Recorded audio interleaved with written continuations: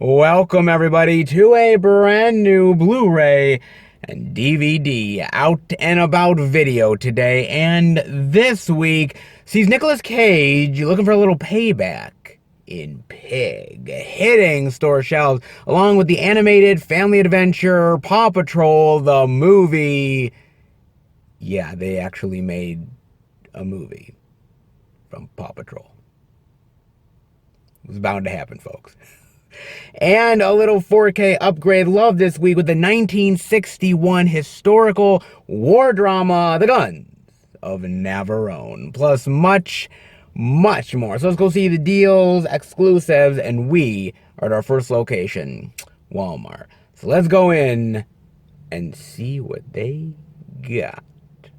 All right, everybody, we are in at Walmart and take another wild guess this week, baby. Take another one because it's exactly like we've seen last week and the week after that and the week before that one. Yeah. Man, oh man. Bone dry yet again, man. I mean, not completely bone dry because they do have the Suicide Squad, the Blu-ray DVD digital, the 4K, the DVD digital. They have all of the wonderful media for the latest DC madness. A week late, but they finally have the damn thing, guys. And what I didn't realize is they also have, actually here only at Walmart, the lenticular cover for Suicide Squad, and that is pretty cool, man. No lie, that is pretty nice.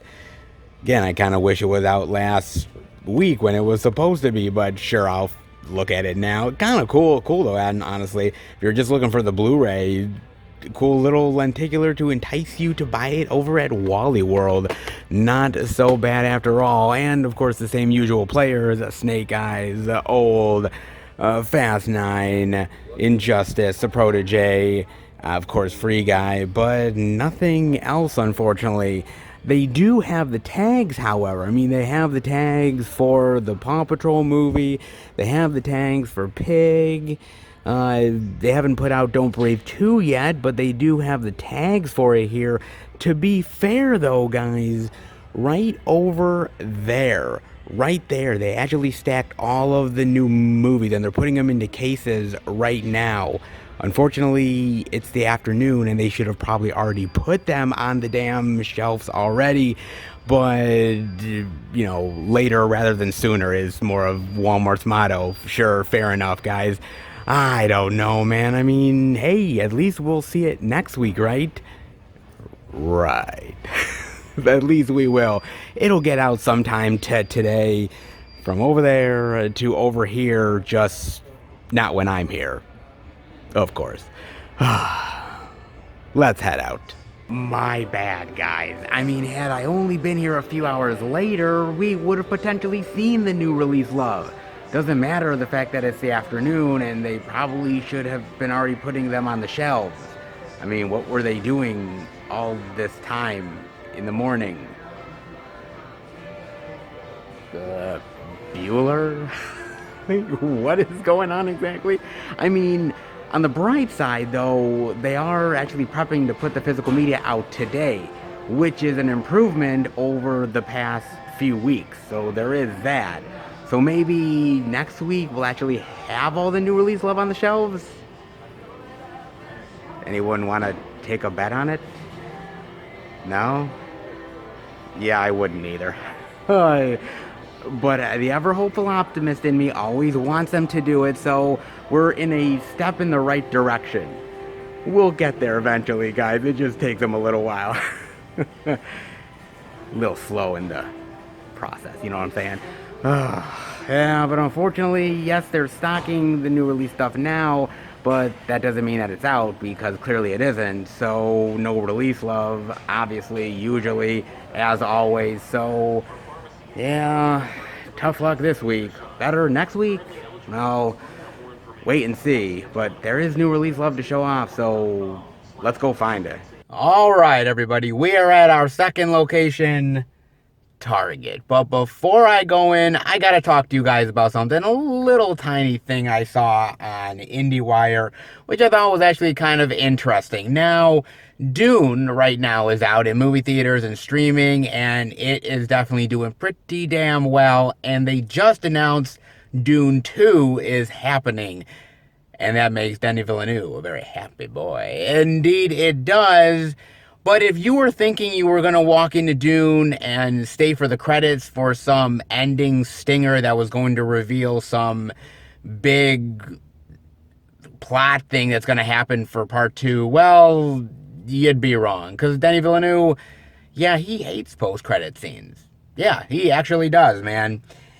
He goes on to say, I don't like post-credit scenes. There is a very specific final emotion that I was looking for with the final frame of Dune, and I don't want to mess with that. So no, I don't use post-credit scenes. I've never done that, and I never will. Interesting. Okay, so he's very much against that model. It doesn't really surprise me, considering that Denis Villeneuve went out of his way to really hate on the Marvel formula, so him hating on end credits, not really caring for them, okay, it makes sense to me. But I was kind of interested what you guys think, because end credits have just kind of become normal to me at this point. Like with every Marvel movie, I always stay to the end credits. I always do. Me and my friends, we're in the movie theater, and we literally stay. And it's just something that we're used to at this point. Even with movies that we're not really sure whether there's a post-credit scene, we still end up staying. And I think in some ways I like it, in other ways I don't, because sometimes you stay for the full end credits and then you're thinking there's going to be some really cool revealing scene, and it just is like this slapstick comedy thing, and you're like, why the fuck did I stay? I mean, you ask yourself that. You really honestly do, man. And then there's moments where something gets revealed and you're like, like in the first Iron Man movie, right? I mean, there was a lot of people. Let's be real. I didn't stay for the credits. I'm sure you guys, for the most part, didn't stay for the credits, man. And then it was like a long while after that, people like, yeah, you know, there was like an end credit scene. I'm like, what? Like, yeah. And it was really cool. And I'm like, God damn it. I mean, there are those moments, man. I mean, they've always had them to a certain extent, though, right? I mean, the Marvel movies didn't start it. I mean, there was stuff that was in there from like the 80s and shit. I mean, I remember when Masters of the Universe had an end credit scene. I mean, Masters of the Universe. I mean, come on, man. I mean, so there's always been these sort of stingers at the end of a movie that sort of cap it off, and if you stay to the end credits, you're sort of rewarded for your patience, right? Because the credits are really fucking long, man. I mean, it really is, dude. I mean, I remember back in the day when end credits were like, I don't know, 3 minutes, 5 minutes, somewhere around there. They were short, man. And you'd get through them pretty easily, and there was always sort of something there, some sort of cool music thing that you stayed to listen to, or some sort of like scene that was going through the credits, something like that, that sort of piqued your interest and you stayed for it. But now, end credit scenes are literally there so that you could stay through like 15 or 20 minutes of fucking credits, man. I mean, shit. Sometimes I literally go through the credits and I'm like, I didn't realize that there were so many fucking digital artists that made this shit. I mean, my God, man.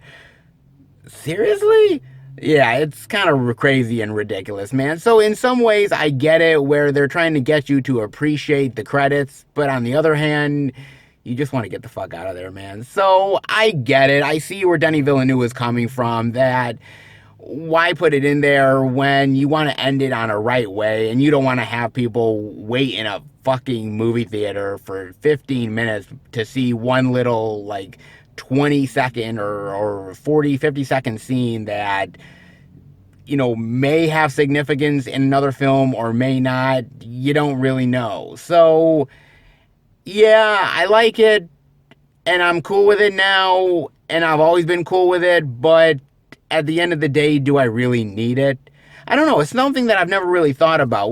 But nowadays it's just become commonplace for filmmakers. And the Marvel formula has invaded so many other types of movies that you've literally got romantic comedies doing end stingers, for Christ's sake. I mean, it's gotten a little crazy and a little ridiculous, right? It honestly has. So I can't blame Denis Villeneuve for not wanting to go down that road, but at the end of the day, what's popular, people always sort of ape off of it. So I appreciate him bucking the trend, but I understand why the trend is there and why it happens.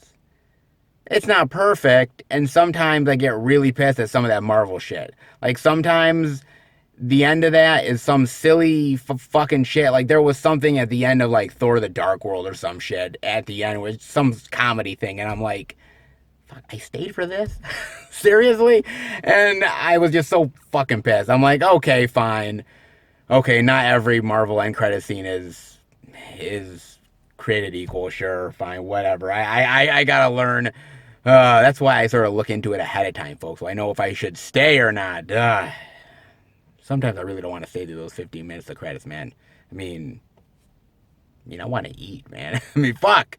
I want to get a good dinner, and I don't want to wait in line. Just tell me what the fuck it is and move on, man. I don't know. I mean, it's kind of an interesting thing. I thought about it, and I'm like, I get where he's coming from. But what do you think? Do you think that end credits should happen, that end credit scene? Or do you think that, oh, why is it there in the first place? If you can't put it in the movie, why put it in there at all? It's an interesting idea. Definitely let me know, guys. It's a little thing I wanted to talk to you guys about. But in the meantime, well, there is a little bit of physical media this week. It's not big sprawling, but there is some. Lord knows Walmart is always reliable and dependable. But Target. I think they'll be dependable as always. But you never know. But how about we go in and check it out? All right, everybody. We are in at Target for that new release movie, Love. Thankfully, they have it. How way better than Walmart, let's be real. I love coming into Target, man. So let's dive in with a little Paw Patrol goodness. Yeah, the Blu-ray digital for $22.99. Yes, for all you Paw Patrol fans out there, they finally made a movie on it. I mean, this franchise makes so much goddamn money anyways. They were bound to make a movie. Let's be real, man. Yes. So I got a chance to watch this on Amazon Prime. And I'm gonna be real. I'm gonna be honest, man. This is not my shit, right? This is not my jam. This is not something that I usually get into. But I figured, what the hell? For the out and about, I'll do it for you guys. And basically, it's about the Paw Patrol, the crew, and their arch nemesis, Humdinger, that becomes the mayor of a nearby city, and he starts to wreak havoc. And Paw Patrol has to take them down. Oh, indeed they do, man. Yes, all that kitty goodness. Now, look, the movie is brightly lit. It's colorful. It has the quirky characters. It has the quirky dialogue. All that colorful, splashy animation on the screen for the kids to eat up like crack. I mean, literally. Oh, man. And look, the movie is only like 80 some odd minutes long, okay? It is a short one. It is really, really short. Why? Because kids' attention spans, they ain't that long, all right, guys? Kids' attention spans are very, very little, man. So 80 some odd minutes, even that, I'm surprised they ended up making it that long. But honestly, man, the animation is fine. As I said, the colors splash off of the screen. The kids are going to be like, whoa. Like, literally, they're going to be mesmerized by it. But again, this is a kiddie thing. It's not really a me thing, or it's not really an adult thing. It's for the kids, and I completely understand it, right? And I'm not going to make any sort of bad judgments on the movie. I liked it well enough. I thought it was fun for what it is. But after I watched it, it's completely forgettable. It's not something that I'm ever going to watch again. It's really not anything I'm going to really like analyze or dive into. I mean, oh, the the aesthetics of the Paw Patrol. I'm not gonna do that shit, guys. I realize that it's a very popular franchise. I realize that it makes millions upon billions of dollars. I get it. I understand it. And kids are gonna love this shit. But it's not really something for adults. It's only for kids. I understand it. Sit them down for 80 some odd minutes upon all the other Paw Patrol goodness that you have, and they're just gonna enjoy it. It's what it is, folks. And if you weren't satisfied by the Blu-ray and just want the DVD, well, you have that as well, folks, for $17.99. DVD, Blu-ray, does it really matter as long as it's Paw Patrol? Seriously, I don't think your kids give a shit, right? Just saying, man. Just saying. I mean, they have that. They also have the complete first season of Kung Fu for $21.49 on DVD, and I definitely have not heard of this new series. This is kind of new to me, guys. I mean, I kind of like it. Look, she's like doing her Kung Fu moves. Nice. Liking that shit. That is pretty cool, man. Unlock your inner warrior. Oh, you don't say. Okay. Interesting. What is this about? When a quarter-life crisis causes Nicky Chen to drop out of college, he goes on a life-changing journey to an isolated monastery in China. Man, I've dealt with some bad shit in my life, folks. If I only had a chance to go to a monastery and learn Kung Fu moves. I wouldn't be a YouTuber, but I'd be one hell of a martial artist. Man, life's a bitch. Oh, man. Nikki immerses herself in the tenets of Shaolin Kung Fu. Upon return to San Francisco, she finds her hometown overrun with corruption. Oh, man, and her parents' business threatened? Shit. She might have to use those Kung Fu moves now, won't she? Oh, indeed, I think she will. With her martial arts training and help from others, protect her community and bring the criminals to justice, all while she seeks to unravel the mystery of 8 mystical weapons that led to the murder of her mentor, Pai Ling. Oh, ooh, a mystery and intrigue, okay. Experience all 13 dynamic episodes in the thrilling reimagining, okay, of the classic series. So yes, it is based off of the original Kung Fu with David Carradine. Oh man, do you remember that old school show? I actually did. I didn't watch it all, but I've watched like an episode here, an episode there. It was cool. It was fun, man. And David Carradine was fucking badass, man. I mean, his bald head and ripping up badass mofos. That was kind of cool, dude. I enjoyed that. Kung Fu, man. Pretty cool. All right, man. I mean, I kind of like it being reimagined with this younger chick and helping her family out and the mysteries of Kung Fu and finding out who killed her master. And of course, that is something that probably isn't solved in the first season, or if it is, then it's sort of another mystery wrapped into a mystery that's going to carry on to the second season and more secrets revealed. You know that jazz, guys. Yeah, you definitely do. It could be interesting. It could be kind of cool. I mean, I love the old school series, so if this matches it in any ways, especially the fun aspects and the kick-ass kung fu, I could be into it.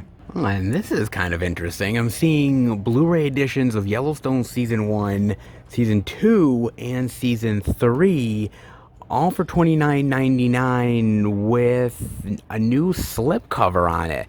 Which is kind of cool, actually. It almost looks like kind of like a rancher's belt or some sort of like little interesting like iconography for each season, which is actually kind of cool. Not bad, actually. Huh. And they all come with a decal of the same artwork as well. Huh. It's pretty cool, actually. Nice. Not bad.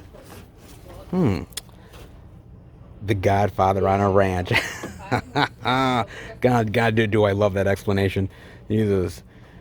I'll make you an offer on cattle you can't refuse. Apparently so. Oh, damn, man. I've never seen Yellowstone at all. I have never seen any of the seasons of Yellowstone, but I've heard really great things about it. I truly have, man. I mean, people say Costner is great in it. The cast is great. They love the story, the drama of it. When I've always looked at the synopsis of it, I've always kind of felt like it reminded me of like an old school show like Dallas. on a ranch, like with all of the family drama and the money issues and everything. Like, yeah, it definitely feels like that, man. Like, I'm just waiting for like the Who Killed JR of Yellowstone. Or maybe they've already done it. I don't know, man. But I would definitely kind of be into this. I mean, not that I watched Dallas back in the day, but I like The Godfather. I like the idea that it's on a ranch, but it has like this powerful family and the mistrust and the intrigue of that. I like that, man, and I love Costner, man. Costner is amazing. Costner is the fucking tits, dude. I love Costner, man. So for me, this would kind of be cool. And with a new slipcover edition, I think it's honestly the same old editions, though. I don't think there's anything different. I just think it's on Blu-ray with a new slipcover. But you guys know, for us collectors, slipcovers get us all hot and heavy. Indeed, they do, man. So, hey, if you're into it and didn't get that big like collector's pack that came out like a year or two back, then the individual releases, why not? I mean, $29.99 seems like a lot of money, but if you love a show, then it might be worth it. Maybe, kinda, sorta. I mean, it is Costner though, so can you really beat Costner? Seriously. Not bad so far. A little bit of new release love. Interesting. See what else they got. 'Tis the season for new slippies. Fa la la la la la la la. Oh, here we go again, guys. New Christmas slipcovers for all those old classic movies. Oh, yes. Target's at it again, baby. Oh, man. Let's see what we got, man. We got Elf, Christmas Story. Ooh, Charlie Brown Christmas. Nice. Polar Express, Christmas Vacation, Frosty the Snowman, Rudolph, The Grinch Stole Christmas, great. The newer one with Jim Carrey. And all the old school ones as well. Nice. All around $9.99, $8.99. Some a little bit more, like $12.99, but generally speaking, pretty low prices actually. Now, obviously, they're the same editions. They're not anything new, like new special editions. It's just older editions with fancy new slipcovers, which we see time and time again every single season. We seriously do. I remember, I think it was last year or the year before that, they had the Christmas sweater slipcovers, which were really popular. People love that shit, man. And that was really cool. So now, instead of that, they are now doing the snow globe ones, which is kind of cool as well. And I like it. Like, this one has Buddy, and then Ralphie, Peanuts. So it's got like the little ones there with their faces and images. Clark, Rejoice. I kind of like that, actually. That's pretty cool, man. I mean, I gotta admit, some I like better than others. Like Elf, I'm not a huge fan of Elf. I mean, me personally, I'm not a huge fan of Will Ferrell. I mean, I get it. It's a popular movie. I just never really found him that funny outside of a couple of movies, but I get it. I understand why Elf is really popular. I get it. Totally understand it. Not my bag, baby, but I get it. Not my movie, though. However, I do love A Christmas Story. Then again, I kind of grew up with The Christmas Story. Like, my mother and father taped it on VHS. And even for, like, a Jewish kid, I just love this movie, man. Something about Ralphie and the family and everything. I just love him wanting, like, this rifle. I think it's cool. Because, you know, they're telling him not to. You could shoot your eye out, kid. I love that so much. This movie is probably, I think, my favorite Christmas movie of all time. Seriously, man. I mean, A Charlie Brown Christmas is amazing. That's something that I've watched a long time. I dig that one. Polar Express is really great. The animation is a little bit wonky at times, but it was like early in trying to figure out how to do some of that stuff, some of that groundbreaking animation and a lot of the stuff that they were trying to do with it, but I still think it's a really fantastic movie. Tom Hanks is amazing here, playing multiple roles, and I just think it's a really wonderful, heartfelt, heartwarming movie for the season. I did dig that one. It's pretty good, man. Of course, I gotta say how much I love Christmas Vacation, man. God damn, do I love Christmas Vacation. This is probably not only my favorite or one of my favorite Christmas movies, but it's also my favorite National Lampoon's movie. I mean, I love a lot of the vacation movies, right? I mean, European Vacation, Vegas Vacation. I mean, I love that stuff. But Christmas Vacation is probably the best, man. I mean, come on. Shitter's full. I mean, the stuff with like the grandpa and the cat and shit like that. My God, man, this movie is hilarious and it never gets old. It's so fucking awesome, man. I love that shit. That is so cool, man. I love that. I mean, Frosty the Snowman is iconic. Rudolph's iconic. The Grinch Stole Christmas is fantastic. I love the old school animation. Still think that one holds up. Of course, I still got to give a lot of love to the live action version because it may not be as classic as How the Grinch Stole Christmas, the animated one, but this is a damn fun movie, man. And Jim Carrey plays the Grinch perfectly.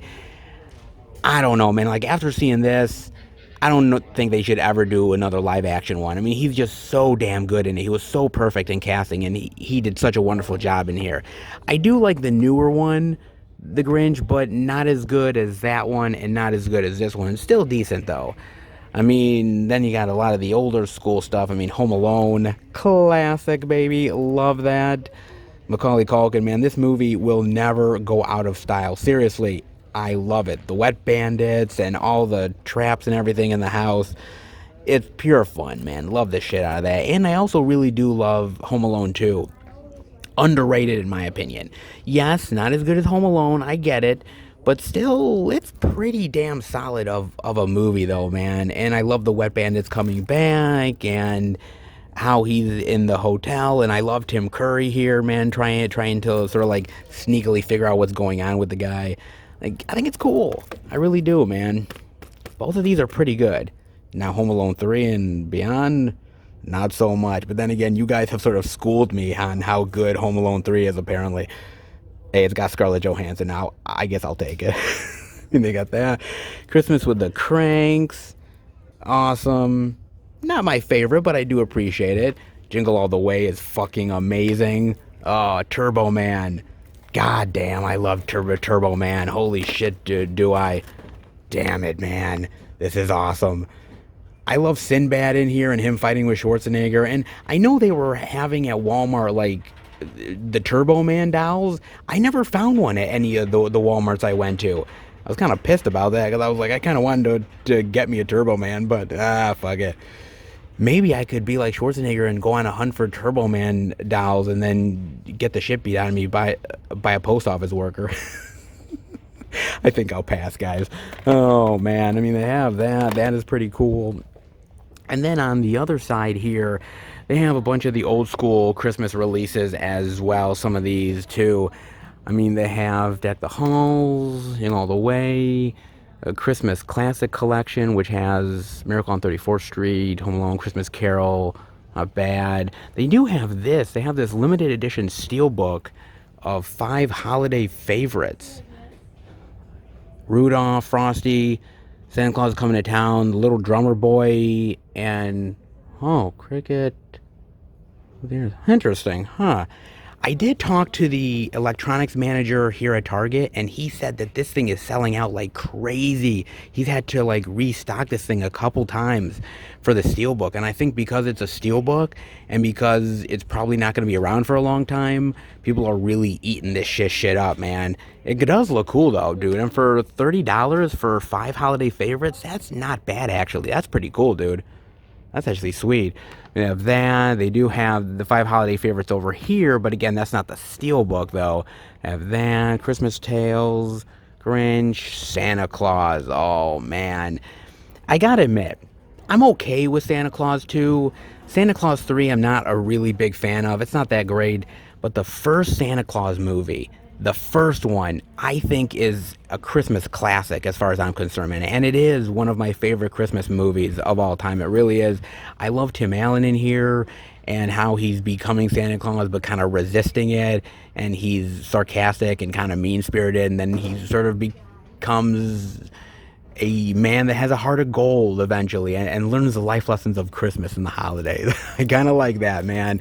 The other ones are not bad. 2, okay. 3, pass on that. But the first one, though, is really good, man. Planes, Trains, and Automobiles, which Is Planes, Trains, and Automobiles, is that really a Christmas movie? I would say it's more of a Thanksgiving movie more than a Christmas movie. I mean, it's a holiday film in general, but I don't know about a Christmas movie. I mean, it's an amazing film regardless, so it really honestly is.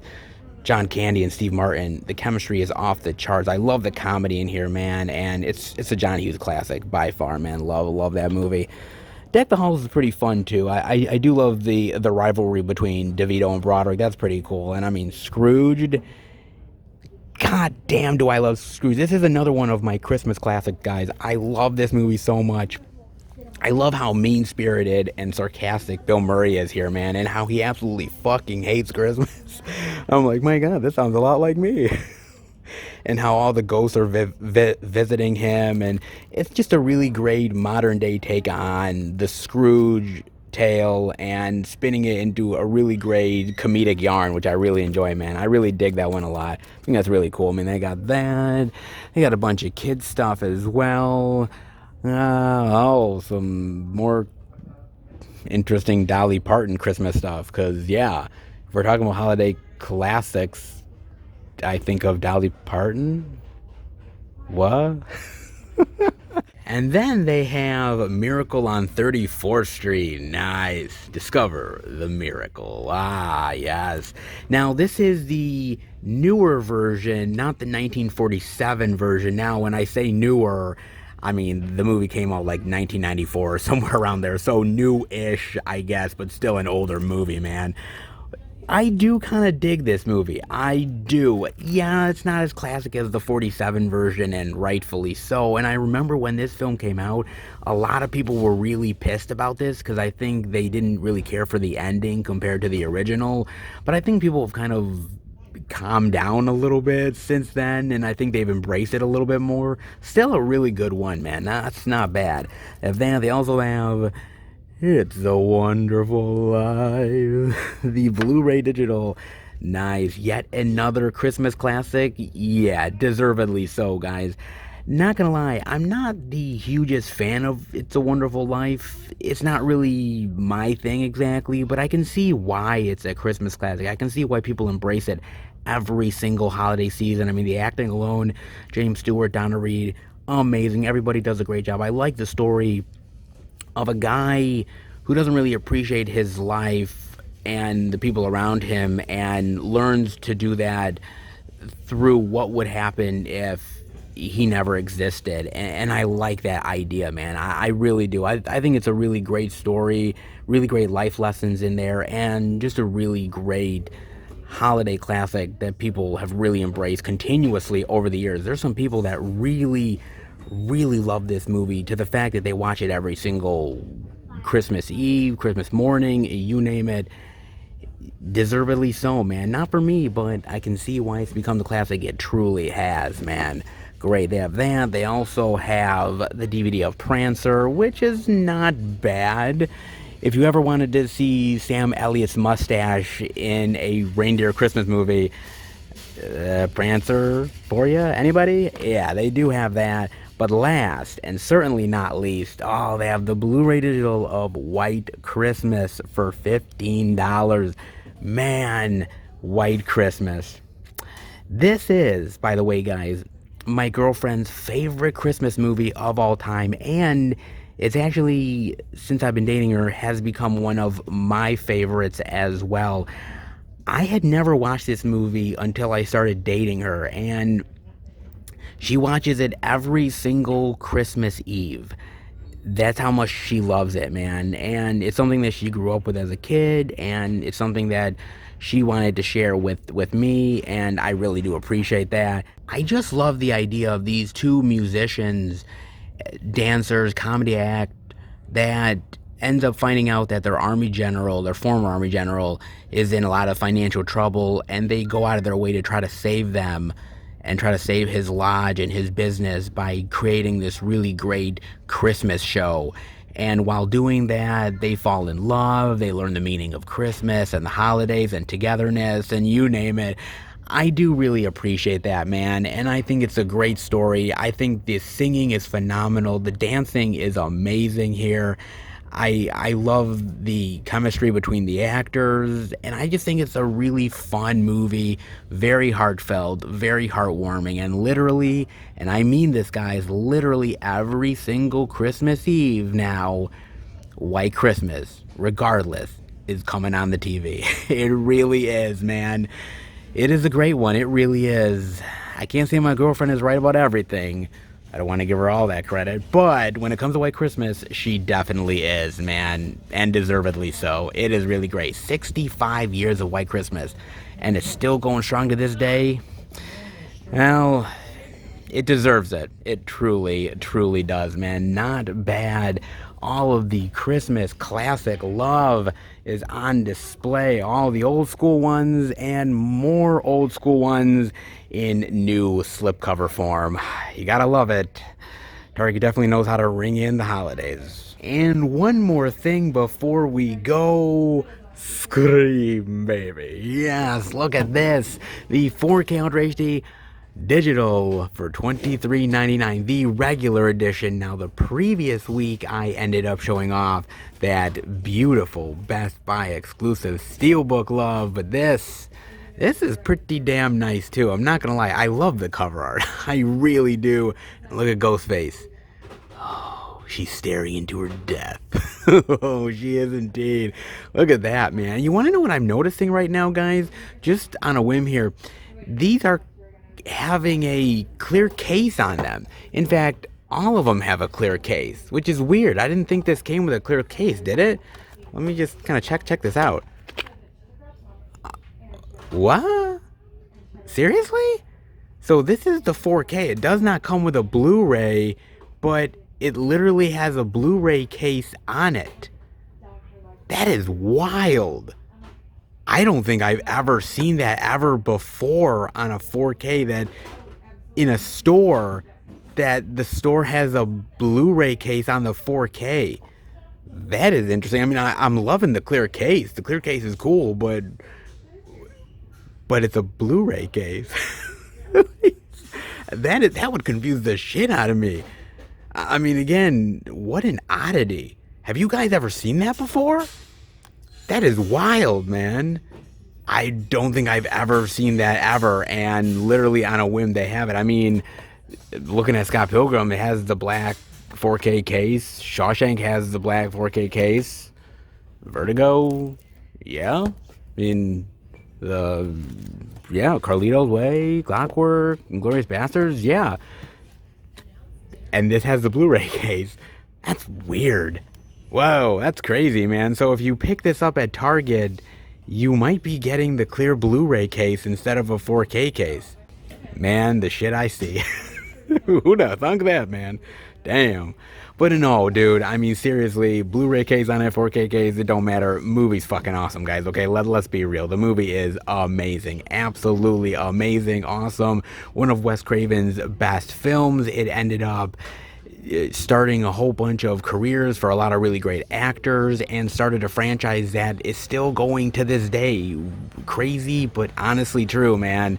Wild, dude. Absolutely wild, but amazing, man. What a fantastic movie. Reinvented the genre, basically reinvigorated horror within the 90s, and became probably one of the best known horror films, and is right up there with the classics, like A Nightmare on Elm Street, Friday the 13th, Texas Chainsaw Massacre, you name it. When you hear the word Scream, you know exactly what they are talking about. And this movie became a cultural icon. It became this huge money-making endeavor for the studio, and it's really been such a great example in how you redefine the horror genre. I mean, let's be real, guys. There's a lot of amazing horror movies out there. You guys know this, but there's very few, only a handful of movies out there that literally redefined the genre itself. And you have to admit that Scream is one of them. I mean, I love 90s horror. I do think that decade is underrated as far as horror films are concerned, but I also have to be real and say that it's not as good as the 80s. And there's an argument to be made that for a long time in the 90s, horror was kind of floundering a little bit. And Scream was the movie that brought it back into prominence again. And there's not many movies out there. There's not many movies that can literally not only redefine a genre, but also lift it up from the ashes. Scream did that. And that's crazy to think, but Wes Craven did it with Nightmare on Elm Street and did it with Scream. And some people can argue he's done it with other films as well. But the fact that he's done it with two of them alone, not many horror directors could ever really say that. And you gotta give it up for the man. Truly, you have to. Such an amazing, amazing cultural icon of a film. Well worth diving into and owning. Even the sequels are awesome. Maybe not as good sometimes, but it's hard to beat the original Scream. Let's be real, guys. Amazing. So absolutely amazing and groundbreaking for its time. You gotta show a little love to the Scream. Indeed you do. The altar needs to be worshipped. Indeed. Especially with a Blu-ray case. Seriously, I didn't ever really think that I'd ever see a 4K in a store, retail store like this, having a Blu-ray case attached to it. That is some wild shit, man. Damn. That is some crazy wild shit indeed. Who'd have thunk that? Wow, man. So, not bad this week. Not bad at all. Some very interesting physical media for sure. And I'm definitely loving it. Let's head out. Not too bad, Target. Not bad at all. Not too bad, actually, guys. Pretty decent overall. We got a lot of physical media. We got some 4K love. We got some new release love. We've got some Target exclusive slipcover love. Yes. And of course we have Blu-ray cases on 4K editions love. Now I've seen it all. Oh, wow. Oh, man. Yeah, they did pretty well, but they didn't have everything. We still can't find Pig. Seriously? I mean, it is one of the major new releases this week. It's one of like only a few major new releases, but it is a major release. Where is it? I mean, first Walmart didn't carry jack shit. This one isn't carrying Pig. I mean, is this going to be one of those times where I'm really having to search like a motherfucker for Pig? Apparently so. I'm still waiting for that Pig love. But other than that, Target did do pretty well, not gonna lie, man. When it comes to physical media, Target is still killing it. As I always say, they have been doing their due diligence in physical media, and that makes me a very happy physical media boy. I hope it does for you as well. Not so bad here. Let's hope for more physical media love and finally finding Pig. Cross our fingers. All right, everybody. We are at our third location, the second Walmart. I'm going to go in and check out if there's any interesting indie titles worth showing off. If there is, I'll bring it back to Film Fan 108 HQ and show it off to each and every one of you. But before I do that, I want to talk about a trailer with you guys. And this is one I've been wanting to talk about for weeks. But there's been always some other bigger trailer out there to talk about. And I've been putting this one to the side. Put it to the side no longer because I want to talk about Moonfall. Oh, yes, I want to talk about Moonfall. A little destruction of the world. Yes, that only Roland Emmerich can do in pure action spectacle fashion, baby. He is good at that shit. Indeed, he is, man. So, Moonfall is kind of interesting to me because basically, well, what the trailer sets up is that, okay, we had the first ever moon landing, right? And Donald Sutherland, in his great Donald Sutherland way, is basically saying, yeah, there was like 2 minutes where we lost contact with them. Yeah, we didn't really lose contact with them. We know what happened. And they've been keeping what they found a secret for over 50 years. And now, finally, it's come back to bite us in the ass. And so that is what Moonfall is. The destruction of the world yet again. We have went through 5 extinction events. Get ready for number 6. Roland Emmerich style, apparently. So, I was talking with the Target electronics manager weeks ago about this movie, guys. And we were talking about it, and he was like, hey, did you see the Moonfall trailer? And I'm like, yeah, I did see the Moonfall trailer. And he's like, dude, what the hell? he's like, that shit's coming out in February, like right around Valentine's Day. And I'm like, yeah, isn't it great? And he's like, who is going to go to that movie as a date movie for Valentine's Day? And I'm like, well, I don't know about you, but I get all kinds of horny and hot and heavy when, I'm seeing the destruction of planet Earth. Don't you guys? Oh, man. Look. Roland Emmerich, this is his speciality, right? I mean, for some reason, this guy hates Earth, all right? I mean, Independence Day and The Day After Tomorrow and 2012. I mean, Jesus, man, this guy really has a thing for basically destroying the world, man. To be fair, like I said, he is good at it. So if you're good at something, why not keep up with it? So, hey, he's just doing the thing he knows best, guys. But I don't know. I mean, all this is going to be, and it's going to be a massive destruction type of movie. I mean, literally the moon is falling towards Earth, for Christ's sake. Seriously, man. So, I mean, if you are expecting this to be like, high art, then get the fuck out of here. I mean, there is no high art in this bitch, all right? I mean, I like some of the actors here. Halle Berry is always solid, mostly. Patrick Wilson, I've come to really appreciate the guy. And, all I'm really expecting out of their acting, because you gotta admit, a lot of what they're around is like a lot of CGI stuff, right? Oh my God, we're entering into the moon. Or, oh my God, there's this huge tsunami that's coming after us.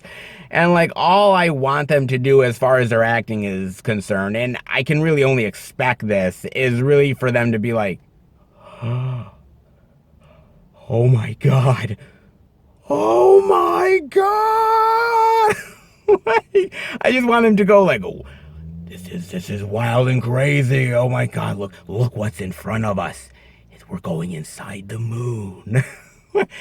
Because I feel bad for these actors, man. And, years ago, Ewan McGregor talked about it when he was talking about doing the Star Wars prequels, man. He was like, the problem is it's all green screen, and you just have to pretend in the biggest, baddest way that something is going on in front of you, and you have to try to do your best to act towards nothing. And some actors are able to accomplish it, and other actors are downright terrible at it.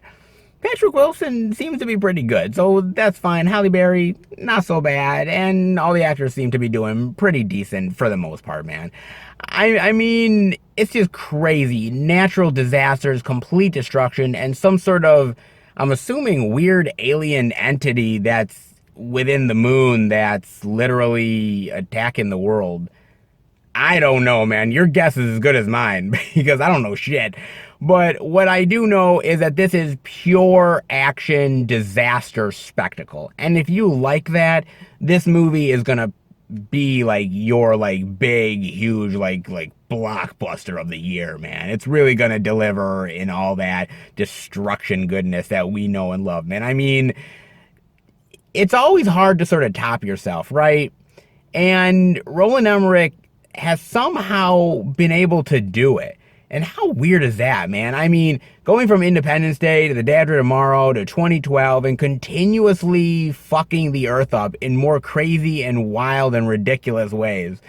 And this one seems to take the fucking cake, man. It really does. So that's all I'm expecting from this movie, man. I'm not expecting this to be like this great, like, family drama or character piece where we learn about each other. Because let's be real, man, when the end happens, whether it's real or fake, like, some people are panicking, other people are praying, others are looting and pillaging. You name it, man. This world is so fucked. and movies like this really paint a really terrible picture of the world. That when destruction happens, man, we turn into savage beasts and animals. And you know what? Maybe in Roland Emmerich's own way, maybe he's saying, maybe we need to do this. You know, maybe we need to do a hard reset. And what better way than to just fucking destroy everything in its fucking path, man? Maybe that's what he's saying. Here, I've just been thought he's been doing like these popcorn blockbuster flicks for all time, but he's really got something meaningful to say, guys. Very meaningful. Right. I don't know, man. But like I said, I'm just expecting pure action, crazy, wild CGI spectacle is what I am expecting. And this movie is going to carry that in spades. So if you're up for it, you're going to get your fix come February. And if you're on a date, make sure to check out Moonfall, because death and destruction could get anybody all hot and bothered.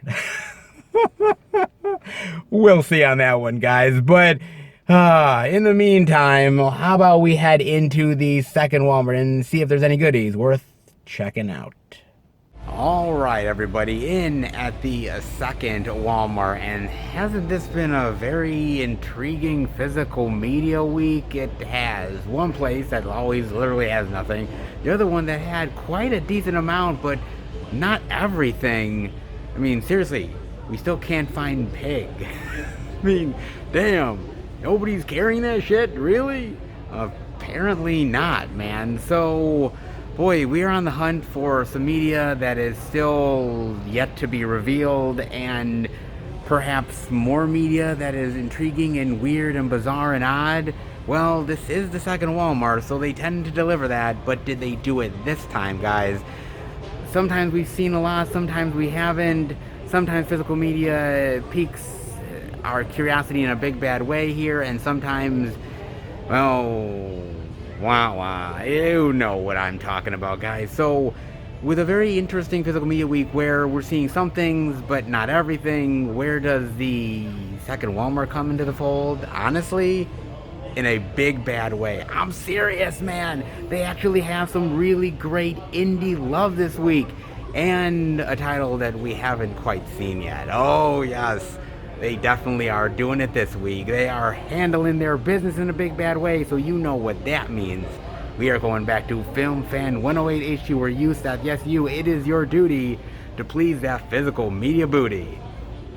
Right? Pleasing that physical media booty? Do I make you horny, baby?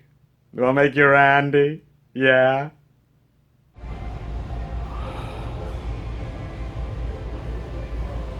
Just show off the physical media.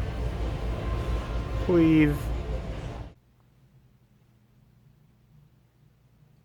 Seriously, nobody can take a joke? Damn.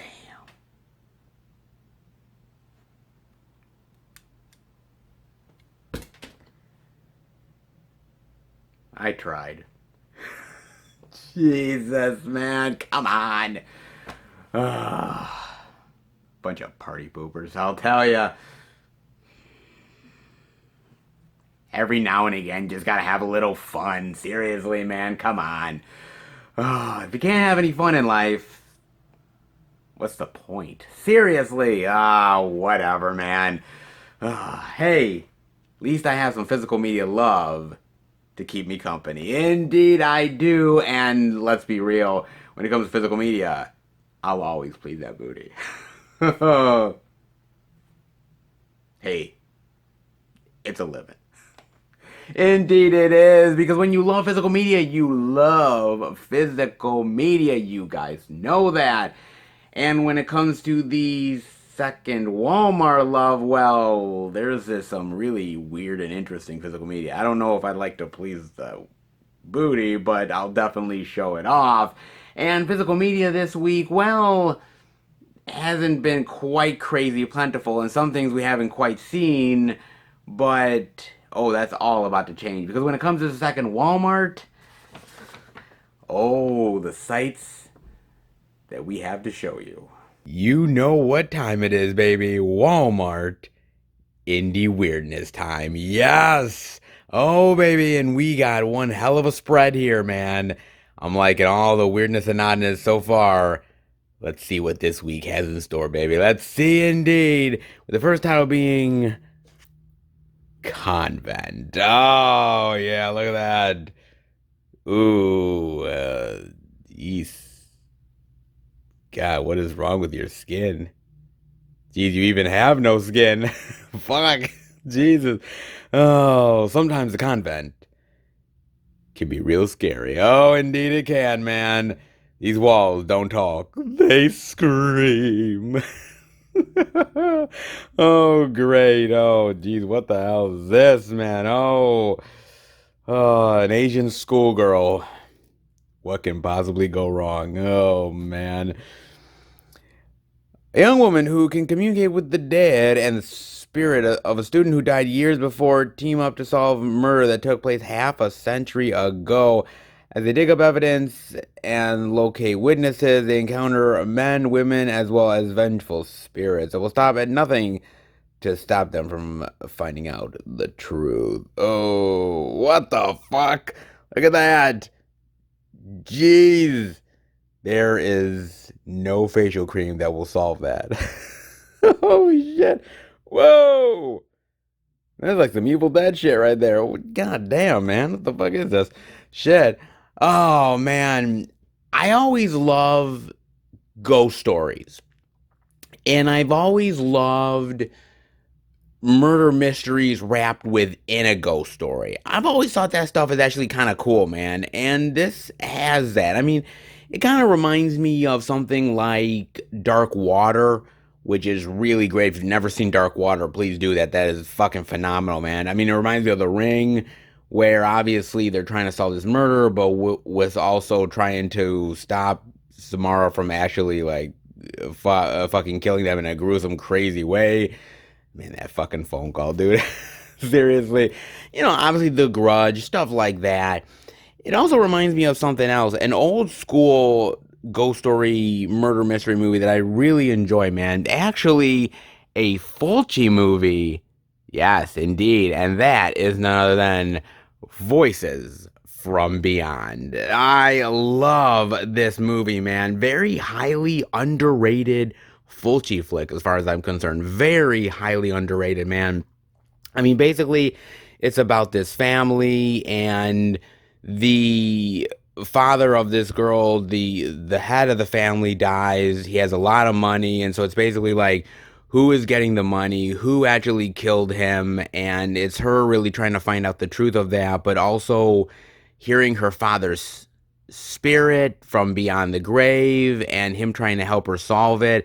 Very interesting movie, man. Quite like this one a lot, man. Very underrated Fulci. Very underrated indeed, man. Not gonna lie. Pretty damn good, man. As is a lot of really great murder mystery style ghost stories out there. Even a movie like Ghost Story, which I really enjoy, man, from like the 80s, which is really a fantastic movie as well. It's not bad, these type of movies, man. Some good scares.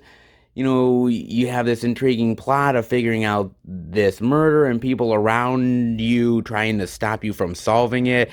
I kind of like that aspect to it. It's not bad, man. I mean, yes, we've seen this movie a time or two before, but honestly, it's one of those ones that can get done over and over again.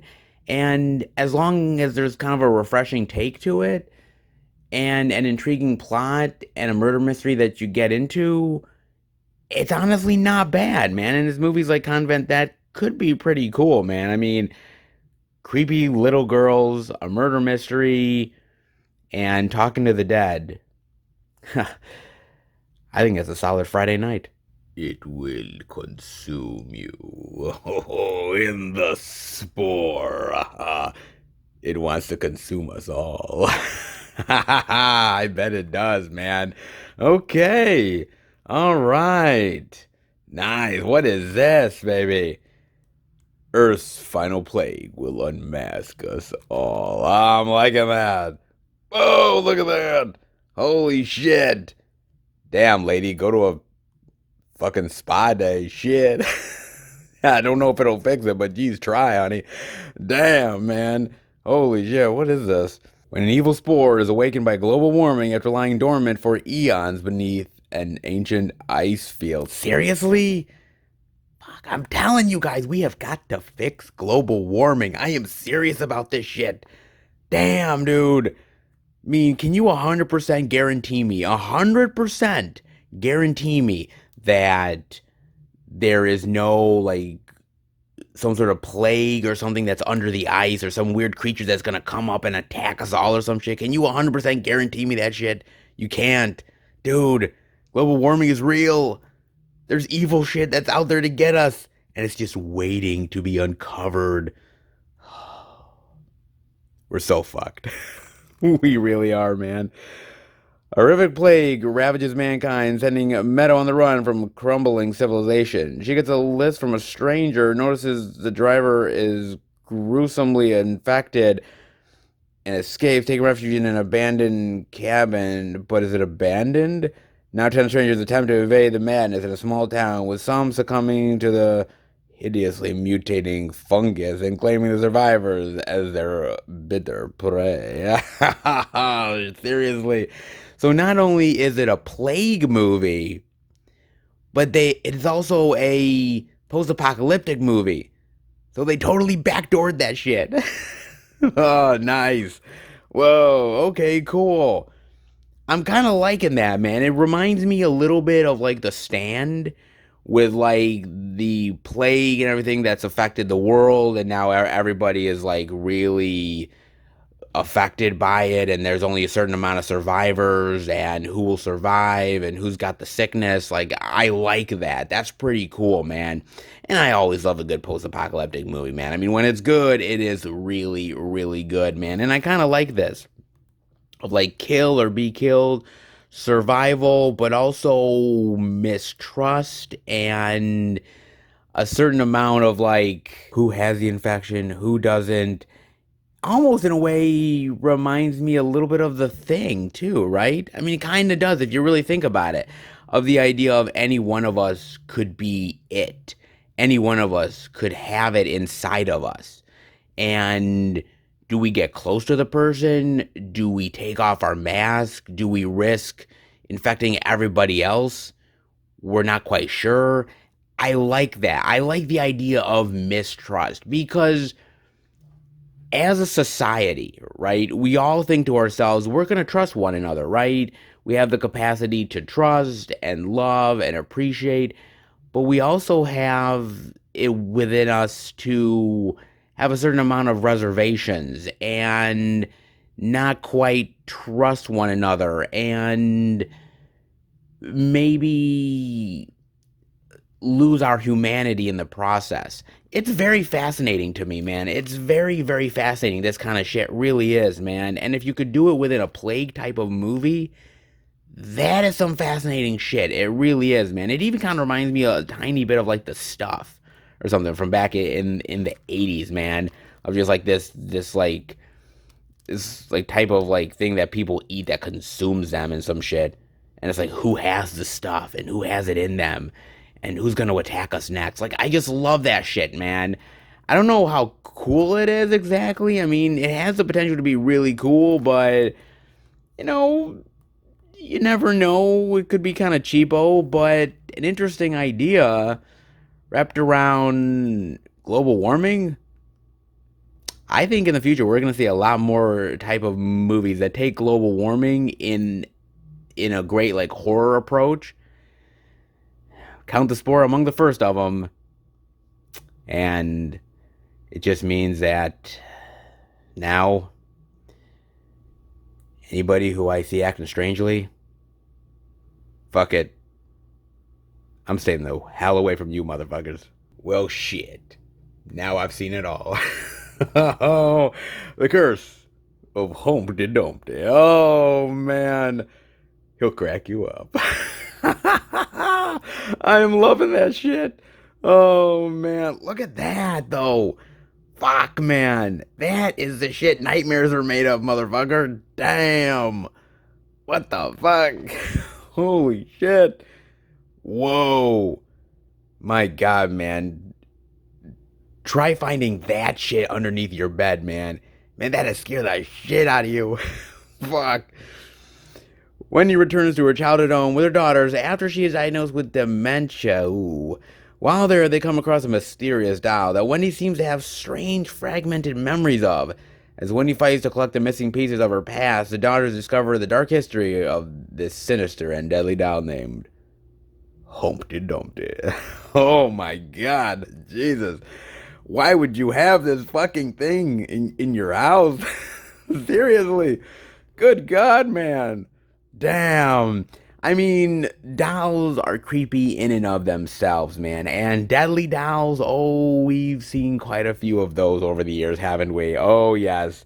We definitely have, guys. Like, for instance, I love it. Dolly Dearest. Yes! Oh my god, do I fucking love Dolly Dearest, man. This is a wild film, man, but I fucking love it, dude. So great, man. Cheesy as shit, but love the fuck out of that. That's a great one, man. Of course, I also have to say Dolls. How awesome is Dolls, man? So good, man. Back in the day, Charles Band. God, you gotta love this shit, dude. So cool. I like the killer little dolls in there, man. So awesome. That's some really great shit, dude. Man, that is awesome stuff. Even the little small segment in Tales from the Hood with like that racist politician and like the dolls are coming to life. That is some really cool shit too. I love that, man. Of course, I have to always mention, always, guys, some Chucky love. Oh, I have to mention some Chucky love. Chucky's great. One of the best killer dolls of all time. Seriously, man.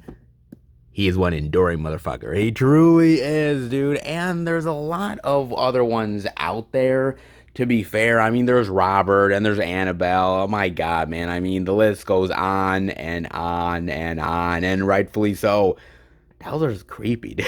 I mean, seriously, they really are, man. In fact, I have an interesting story. So, back when I was a little kid, right? A couple of my cousins were sleeping over, right?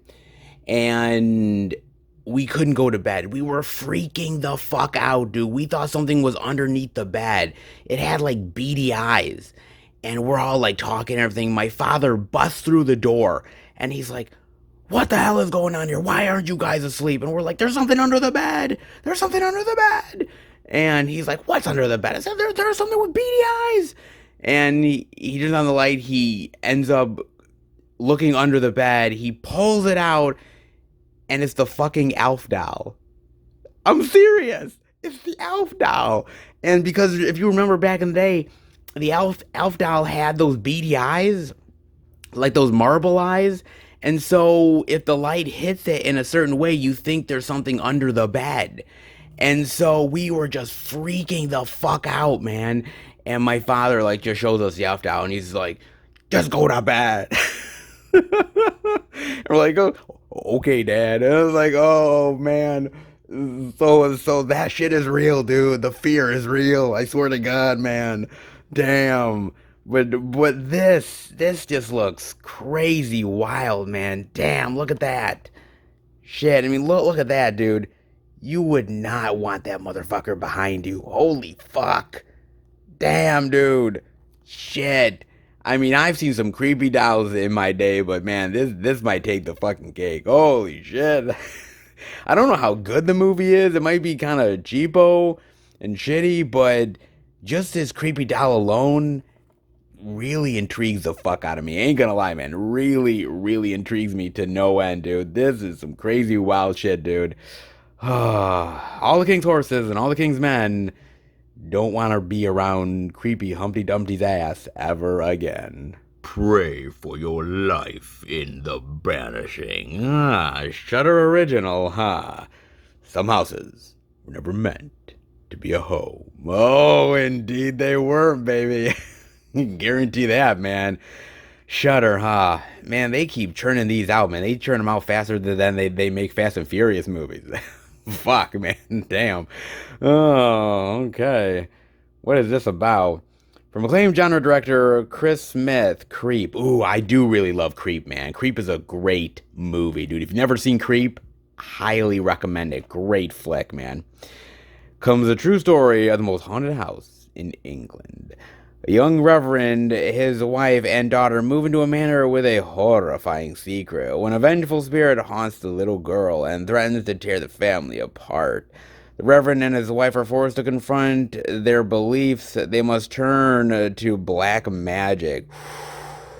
A reverend using black magic, now that's a first. By seeking the help of a famous occultist or risk losing their daughter. Oh, losing their daughter forever. Yes, man. So it's interesting. So almost slightly exorcisty a little bit, but very much obviously the haunted house genre. And I'm not gonna lie, man. I mean, the haunted house genre, there's good moments and there's bad moments, right? I mean, you have something like the Amityville, right? Amityville Horror, which is good. Love it. Great flick, man. But then you have stuff like A Haunting in Connecticut. Really? No, not that good, guys. So, and I mean, some of the Conjuring stuff is really good, some of it not so much. Same with Insidious. Haunted house stuff is not easy to pull off nowadays. I mean, you've had so many movies that have done it and perfected it, and other ones that have tried to ape off it and have been really shitty. Some work better than others. I mean, there's a couple that I really enjoy personally that I think are really cool, man. I mean, one of them that I really love, think it's great. I mean, not really haunted house exactly, but still like creepy, haunted, affecting you, and that is Session 9. Damn, does this movie get under my skin, man? Damn, it does. I think this is a brilliant movie. It is dark, it is sinister, it is twisted. I really love this, man. And the first time I watched it, man, it really got under my skin in a big bad way. It really affected me. And this is a great film. Again, not really haunted house per se, but haunted in the fact that there's something here, some sort of ghostly entity, something that is taking these people and turning them against one another. So amazing of a film, man. That really creeped me out, dude. Fantastic. Of course, then you have, of course, how much I love Fulci. Something like House by the Cemetery, which is really wild and crazy and ridiculous, man. What an amazing movie this is, man. I love this shit out of House by the Cemetery. It has creepy moments, man, but so wild, dude. Love the hell out of that one, man. So there is some ones that I love and some ones that are not so great. I mean, everything's been done before. It's hard to do something new within that type of subgenre of horror. People have tried to great effect and sometimes lesser effect as well. With Shudder, I think it really kind of depends with Shudder, to be honest with you, because sometimes Shudder does stuff really great and some stuff that I've really loved, and other times I watch it and I'm like, yeah, it's not half as good as a lot of the other shit that I've watched. So it's tough. When you're a horror fan, right? And I've been a horror fan for a really long time. You see a lot of stuff within the genre, man. I mean, I've experienced a lot of stuff since watching horror. Probably I started watching horror, dare I say, in my early teens, maybe earlier than that. So I've watched a lot of horror flicks over my years, man. And I've seen a lot of stuff within the genre. Some good, some bad, but at this point, nothing really surprises me anymore. But that doesn't mean that you can't make a good movie. It's just that I've pretty much seen it all. Kind of curious with The Banishing. I like the idea of the Reverend and the occultist and the black magic stuff. Could be kind of interesting and have some creepy moments. And from the director of Creep, and again, Creep is a fantastic film, that could get me very interested. Possibly. If you've seen it, you gotta let me know about this one. But honestly, I am eventually, like a year or two from now, looking into a house, folks, and I swear to God, no lie, I'm going to bring in a priest. I am going to bring in a lot of holy water. I don't give a fuck. That house is going to be exorcised before I ever move into that motherfucker. I've seen way too many movies where some ghostly entity or some demonic presence wants to take over your body and shit. Yeah, that ain't happening to this Jew. Your mind holds the key to the truth. Income true. Oh, indeed it does, baby. From IFC Midnight and Scream Factory, baby. Yes. Oh, very nice. You're going to be going into a deep, disturbed sleep. Ah, yes. Now, I got a chance to watch this on Amazon Prime. I did not know what to expect, to be honest. I really did not. And I usually don't watch these IFC midnight movies that Scream Factory puts out. I really don't do it. And it's not that they're bad movies necessarily, but I've never really been a huge fan of IFC Midnight outside of a few movies that they've done. The line never really intrigued me enough to want to dive into a lot of them. But this one, there was something about it, watching the trailer, looking it up, that kind of intrigued me. And I wanted to basically give it a go. Basically, it's about this young girl, and she is having a rough life. She can barely sleep, and she enters into this sleep study to figure out what's wrong, or maybe if something can improve. And she's realizing that she's having these really very dark, sinister nightmares. It almost feels like a waking dream. It's so real to her. All the while this is going on, there's this guy that's really fascinated with her, and she's slowly diving into that relationship, but what's his true intentions? What's really going on? And is her nightmares more real than she can possibly imagine? Very intriguing, very interesting. This is about dreams. It's about what's real and what's not, your perceptions on reality. And there's a lot of movies out there that have taken that to a certain extent, one way or another. And some have done it really, really well. For instance, and of course, this is like the best one of all. Of course, I've got to talk about this one, guys. And that is none other than, yes, A Nightmare on Elm Street. Absolutely, man. Let me tell you something, guys.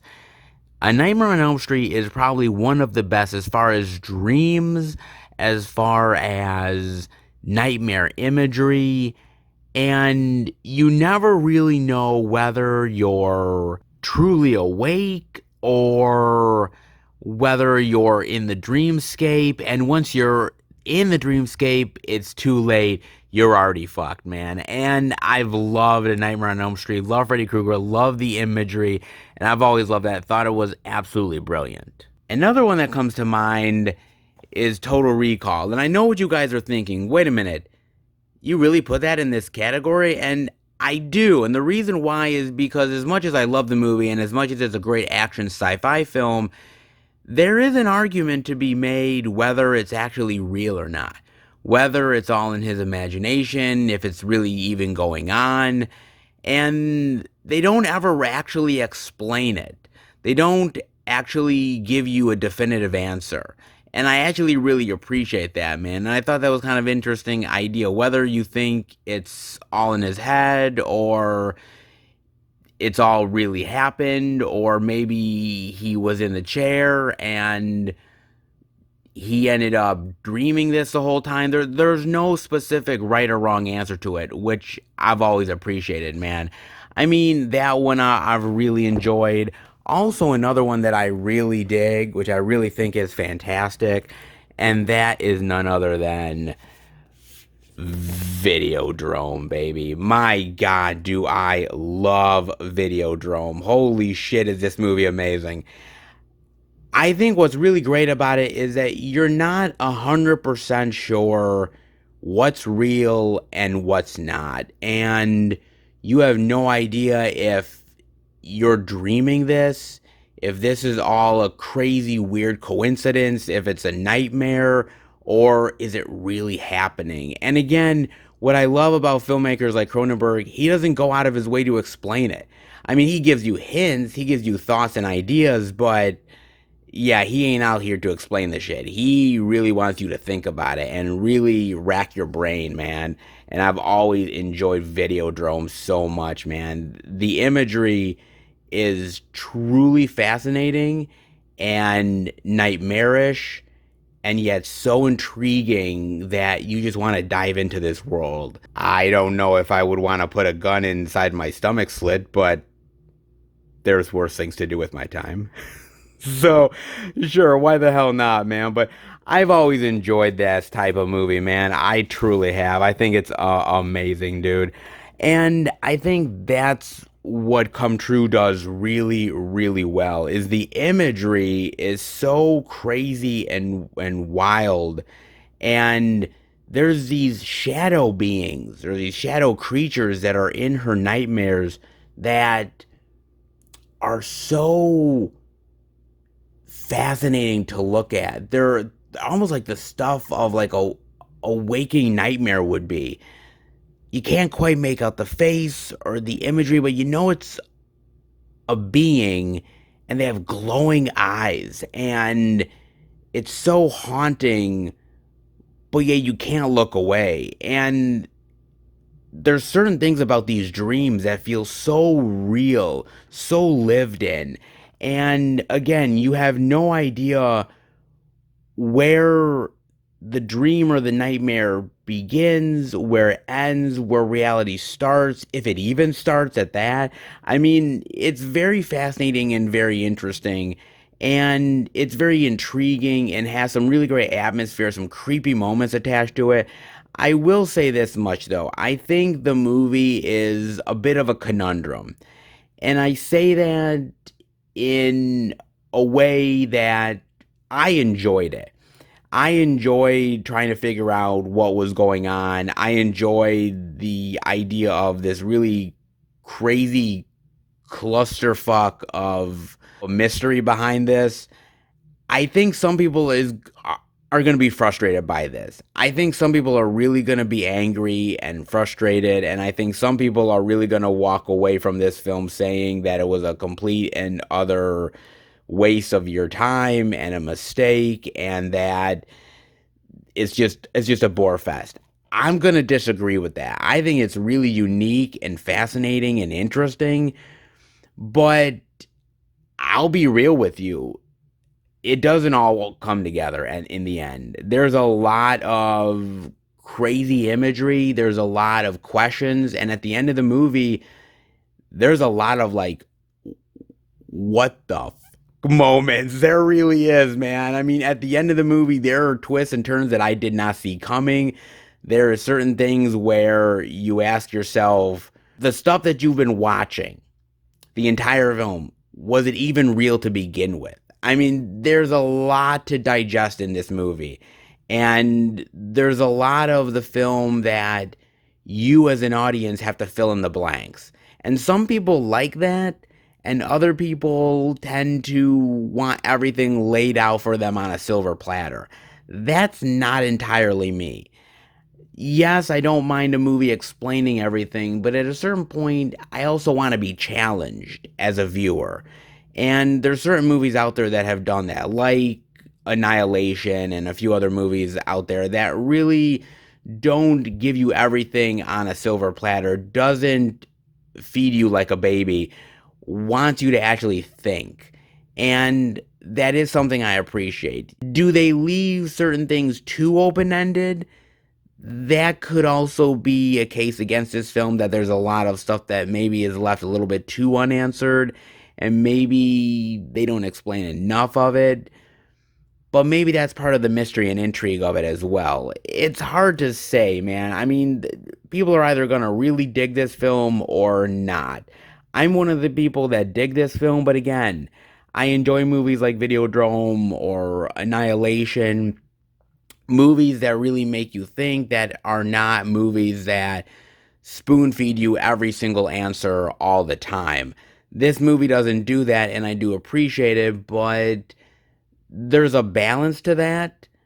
And I don't know if this movie truly balances that either. But I think the performances are fantastic here. I think the girl who really plays this scared, meek chick that is trying to find answers, but the answers that she's finding might raise more questions than they do actually give her definitive answers. And the confusion of that and the frustration and the horror of it, I thought she pulled it off. I think everybody pulled it off. I love the intrigue of it, and I've always loved the idea of your nightmares and your dreams and what is real and what's not. There's something about that that's truly hypnotic that I think this movie truly gets right. And I also got to say the soundtrack to this movie is amazing. It really felt like a soundtrack that you'd see from like Tangerine Dream or something. Really, really haunting and effective. Really appreciated that a lot, man. Like I said, this movie does not give you every single answer. This movie does not want to hand you everything. And in some ways, that's going to frustrate a lot of viewers. And in some ways, it kind of frustrated me, but I'm willing to go with the ride if the movie intrigues me enough, and Come True definitely did. I can't say that every IFC Midnight movie really intrigues me enough to want to watch it. This is one of those exceptions, and I came away really, really proud that I did watch this movie, man, because it really made me think, really made me kind of almost question reality in certain ways, man.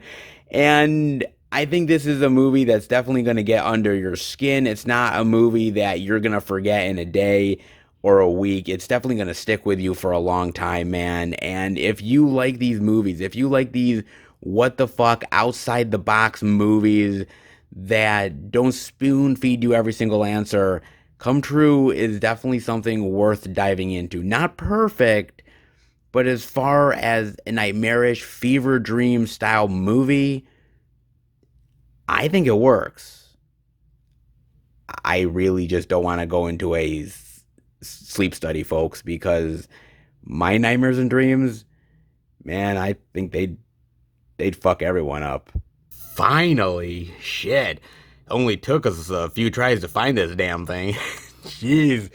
In Pig. Oh, yes. Look at that beard, man. That is on point. That is truly on point, man. Damn. Oh, yes. Finally seeing Pig. Now, I got a chance to watch this on Amazon Prime, okay? And I had heard about the movie a while back. And when you hear the synopsis, right? This guy's pig gets stolen, and then he's on this revenge trip to try to get the pig back. When you hear that synopsis, you're like, really? This isn't a comedy? like you're thinking like this has to be an unintentional comedy, right? Like somebody steals Nicolas Cage's pig, and then he's out to basically get every motherfucker who took the pig from him. John Wick with a pig? I mean, when you think about it, you're thinking, like, this is kind of weird. But then you watch the movie, right? Because when I watched the movie, I was prepared for one thing and then got slightly different. But I'm actually really happy about it. I truly am, man. I gotta admit, first off, Nicolas Cage does an amazing job in this role, man. I mean, when you see him, he's out in the wilderness, and he's actually searching for truffles. He's a truffle farmer. Now, actually, I used to work at a job that had truffles, and we sold truffles, okay? And truffles are extremely expensive. And I'm serious when I say that, man, because we sold truffles for like, at that time, which was like maybe like 15 years ago, we sold them for like $20 a pound. And I'm not even fucking lying to you, man. And so, like, that shit is really, really fucking expensive, man. I mean, people go out of their way to really buy that shit. So it is a very profitable thing. And he uses basically the pig to find the truffles. And when they steal it, he basically goes out of hiding and back to where he's had a very sketchy past, and going back to his past and going back to a time where he wants to forget and people that he doesn't want to interact with, and going back to this seedy underground world that basically is trying to reel him back in. And I really enjoyed the fuck out of this movie, man. I really enjoyed the hell out of it. I thought it was dark. I thought it was greatly dramatic and thrilling. I mean, it's not John Wick. And I think if people go into this film thinking it's kind of like John Wick or John Wick-esque, which I kind of thought it was going to be, I think they're going to be massively disappointed with this because it's not that. I mean, there's elements to it, but Nicolas Cage isn't like shooting people in the head constantly or, doing kung fu moves or some shit. That's not this movie, dude. I mean, basically, he's just a rundown old man that just wants his fucking pig back, man. He just really does. And going back into this world, it's so crazy to think this because I'm watching this movie and he's basically a chef, or he used to be a chef in the competitive restaurant world, and how seedy and evil and twisted the restaurant world is. I'm thinking like, my God, it's really that bad? Seriously, man. I mean, I knew to give waitresses and waiters like a tip because I don't want to end up like what happened in Waiting, but I mean, I didn't think it was that bad. Fuck, dude. I mean, they literally have a fight club for restaurant workers. What the fuck, man? Jesus. I'm like, it's that brutal? Fuck. I mean, it's crazy, dude. But I love the dramatic moments here. I love slowly finding out the past that this character has had and why he wanted to step away from it all. I mean, you don't get every single answer, but it's very intriguing, and I like the mystery behind this guy.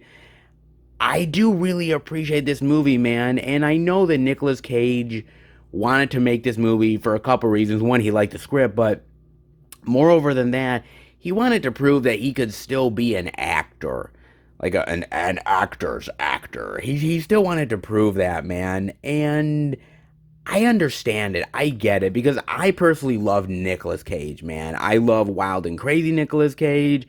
I love dramatic Nicolas Cage. I think he's just a good actor overall that I think over the years has kind of become, I don't want to say a joke exactly, but people are thinking it's going to be crazy, wild, over the top Nicolas Cage, man. And you don't really get that here. You get maybe a moment or two of it, but not really what you would get in like a Mandy or Color Out of Space, Vampire's Kiss, something like that, man. I mean, it's more of an understated performance, but I really appreciate that. And he wanted to do something serious. He wanted to prove that he can still be a really effective actor when he wants to be. And I really do appreciate, man. I mean, I love stuff that he's done, which is more wild and crazy, like Willy's Wonderland. I mean, I love that shit. But I also love seeing dramatic Nicolas Cage, like leaving Las Vegas Nicolas Cage, man. Something where you could really see his acting chops in full effect, man. And this movie, you definitely can. It's got some really tense, brutal moments, but it's just a really great dramatic tale of going back into a seedy underground world that you never wanted to, but you were forced to. Really appreciate it. Again, you hear the synopsis and you say, damn, man, this might be a piece of shit, but go in with checked expectations because I think you're going to be really pleasantly surprised by Pig. I know that I was, dude. Seriously, I was not expecting it to be as good as it was, but it really surprised me in a really pleasant way, man. This was pretty damn good. I can't say that Nicolas Cage does this type of work always, but when he does, he delivers. And this delivered in a big, bad way, man. Damn, I never thought I would love a tale about a man losing a pig so goddamn much. You got me again, Nicolas Cage. You beautiful, badass motherfucker. Oh, it did deliver in a big, bad way, and so did all of the wonderful, Walmart indie love this week, man. Talk about weirdness and ridiculousness. Walmart always delivers. Creepy chicks that can talk to dead people. I'm really curious. How would they exactly put that on their Tinder profile? Yes, global warming will kill us all. Don't say I didn't warn ya. The Humpty Dance is your chance to do the hump hump. I'm doing it, baby. Do the Humpty Hump. Yeah, I do the Humpty Hump. Seriously, did you think I wasn't gonna do it? Yes. Priests and black magic go just as well as Jews and Christmas do. No. Waking dreams and nightmares. Yeah, sleep apnea is a real bitch. And if I was Nicolas Cage, I want my pig back too. Oh, indeed I would, baby. Look at this. All this indie Walmart weirdness, baby. Oh, it cannot be beat. That is for damn sure, man. Woo! It was definitely supplying the love this week in a big bad way, man. As does every physical media week. I mean, we are in a great time of year. No lie about that. Yeah, sometimes the retail stores don't always have everything you want. Trust me, I've experienced enough of it, guys. But when physical media hits, it definitely hits in a big bad way, man. I mean, the big blockbusters, the smaller releases, there's something about physical media that really gives one a sense of exploration of cinema that sometimes you just can't get through streaming, man. And I've always been a big fan of physical media. I really have. It's not to say that streaming doesn't have its place, but there's something about seeing the artwork and seeing the actual synopsis on the back and actually experiencing it that you just can't get any other way except for physical media love, man. And yeah, isn't always plentiful. And yeah, sometimes there's a lot of frustration, but physical media has its ups and downs. It always will. But as long as there's something out there worth exploring, then I'm always going to explore it, guys. And I know you will as well, man. Physical media is just that damn worth it. It really is, man. Good, bad, Walmart ugly. Hey, I'll take all the love I can get. I know you will as well, baby. And this week, I am definitely basking in all that weird love. Oh, indeed I am. I hope you enjoyed the trip to the second Walmart weirdness, but we are not done yet. There is one more location to go to, so hopefully it can be a very unique experience worth diving into.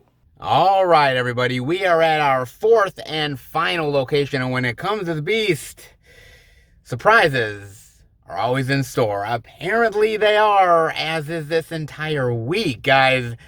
You know where we're at. We are at none other than the Beast, Best Buy the Beast, baby. And this has been a really odd and weird physical media week, man. Some stuff that we've seen, other stuff that I thought we'd see that we didn't get to see, other places that literally had zippity doodah that will eventually put stuff out, but they didn't have it out yet, and everything in between. It's kind of been a little odd. What is Best Buy gonna have in this weird physical media week that I'm experiencing? I have no idea. Maybe Steelbook exclusives, all the new release love. We've seen a little bit here, a little bit there. Maybe we'll see it all here. Let's hope. How about we go inside and check it all out? All right, everybody, we are in at Best Buy under the new releases, and it seems like all the same old stuff from last week and previous weeks before. I mean, there is one thing new that I'm seeing, and they have that Best Buy exclusive that came out this week for Hacksaw Ridge for $19.99. I mean, this is pretty cool. I like the sort of medic look with like the slip there and his face dealing with the effects of war. Thought that's pretty cool, man. Nice. It's not bad price either. Pretty cool. Sweet. Directed by Mel Gibson. Yes. You know, I do enjoy Hacksaw Ridge. I really do. It's a really great story about this man and how he was trying to save people's lives, and just an incredible story of World War II, and you guys know how much I love World War II stories. I dig the shit out. Probably my favorite type of war movies is World War II. It has to be. You're pretty damn close, if not that or Vietnam, but it's gotta be World War II, man. I love the stories. And there's always unique tales still to be told about the war and the heroism, the people on both sides of it. It's very fascinating shit, man. And this was a really fascinating movie. The acting is tremendous here. I love the casualties and the action and the effects of war that's in this movie. Phenomenal. Mel Gibson directed the hell out of this movie. I mean, no matter what you have to say about Mel Gibson, he is a really great director, man. I mean, Apocalypto pretty much proves that, man. He knows his shit as a director. I mean, as a human being, he's got a ways to go, but as a director, a performer, the man knows his shit. Let's be real, man. It is really good. Is it like the best war movie ever? The best World War II movie ever? No, I don't think so. Not even close. I mean, does it equal Saving Private Ryan? I don't personally think so, but it's still a really amazing World War II movie with a lot of really great stuff here about war and the drama of it, the effects of it, the PTSD, you name it. I mean, there's so many really wonderful things with this movie, and if you're into war films, this definitely has to be experienced, no doubt, guys. And the great special features, deleted scenes, Veterans Day greeting, theatrical trailer, the making of, I mean, a lot of great stuff, man. I don't own it. It is intriguing, ain't gonna lie, man. And I really love this edition. I gotta tell you, these Target exclusives of these older editions have really been killing it as of late, and this one is pretty damn solid, ain't gonna lie, man. That is pretty sweet.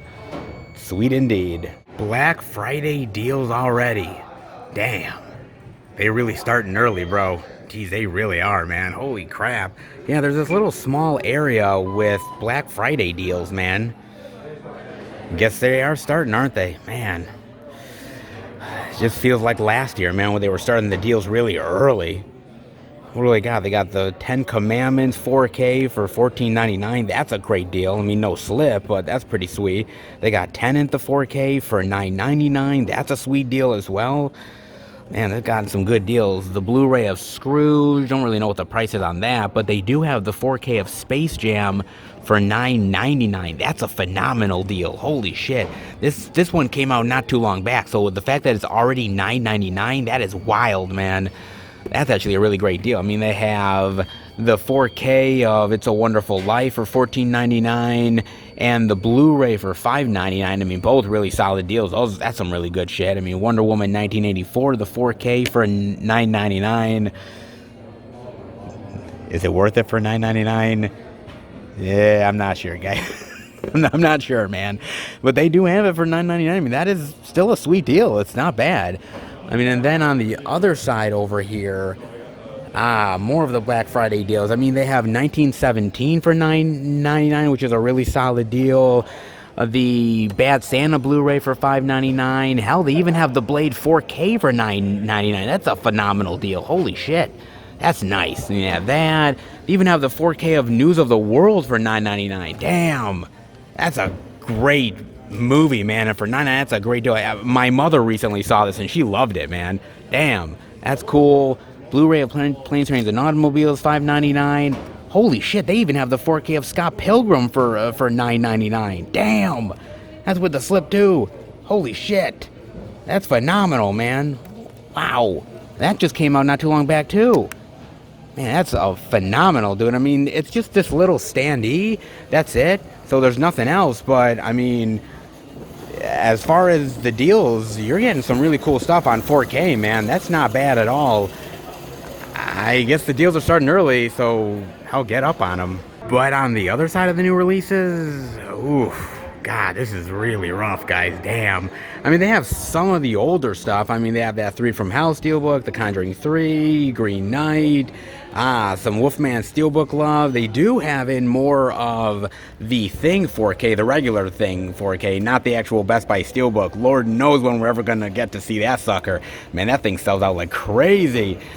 I wish this was part of the Black Friday deals, man. $22.99. This would be phenomenal if it was for like $9.99, dude. But fingers crossed, you know what I'm saying, man? You still have got Carlito's Way, Apocalypse Now, but none of the other newer stuff. I mean, they were supposed to have all these Mad Max releases, but they don't have them. They're all empty.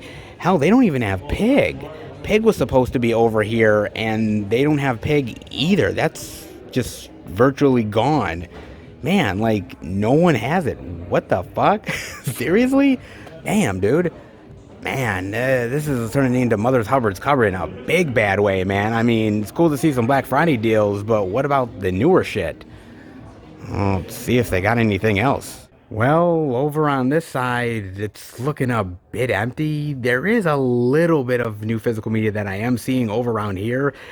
I'll definitely check that out while I'm being trapped by the fucking refrigerator that is literally over here, man.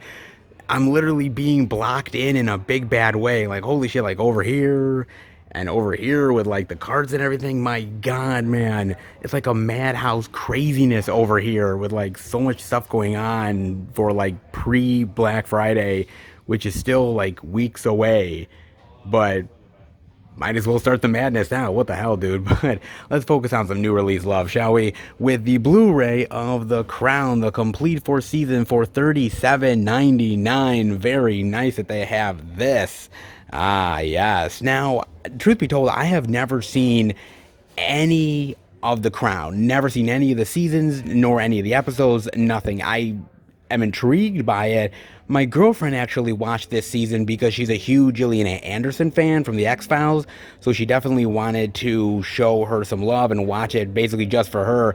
She liked it. She thought the performances were good. She was intrigued by the story and the characters and the royal family, and it was all kinds of interesting, actually, which was kind of cool, man. I mean, I gotta say, the whole idea of the royal family has always intrigued me, and they've always done some really interesting movies within that, some interesting TV shows and everything. I mean, obviously, The Queen with Helen Mirren, which is a really solid movie. I mean, you have Elizabeth with Cate Blanchett, also Elizabeth the Golden Age as well, which are two solid movies.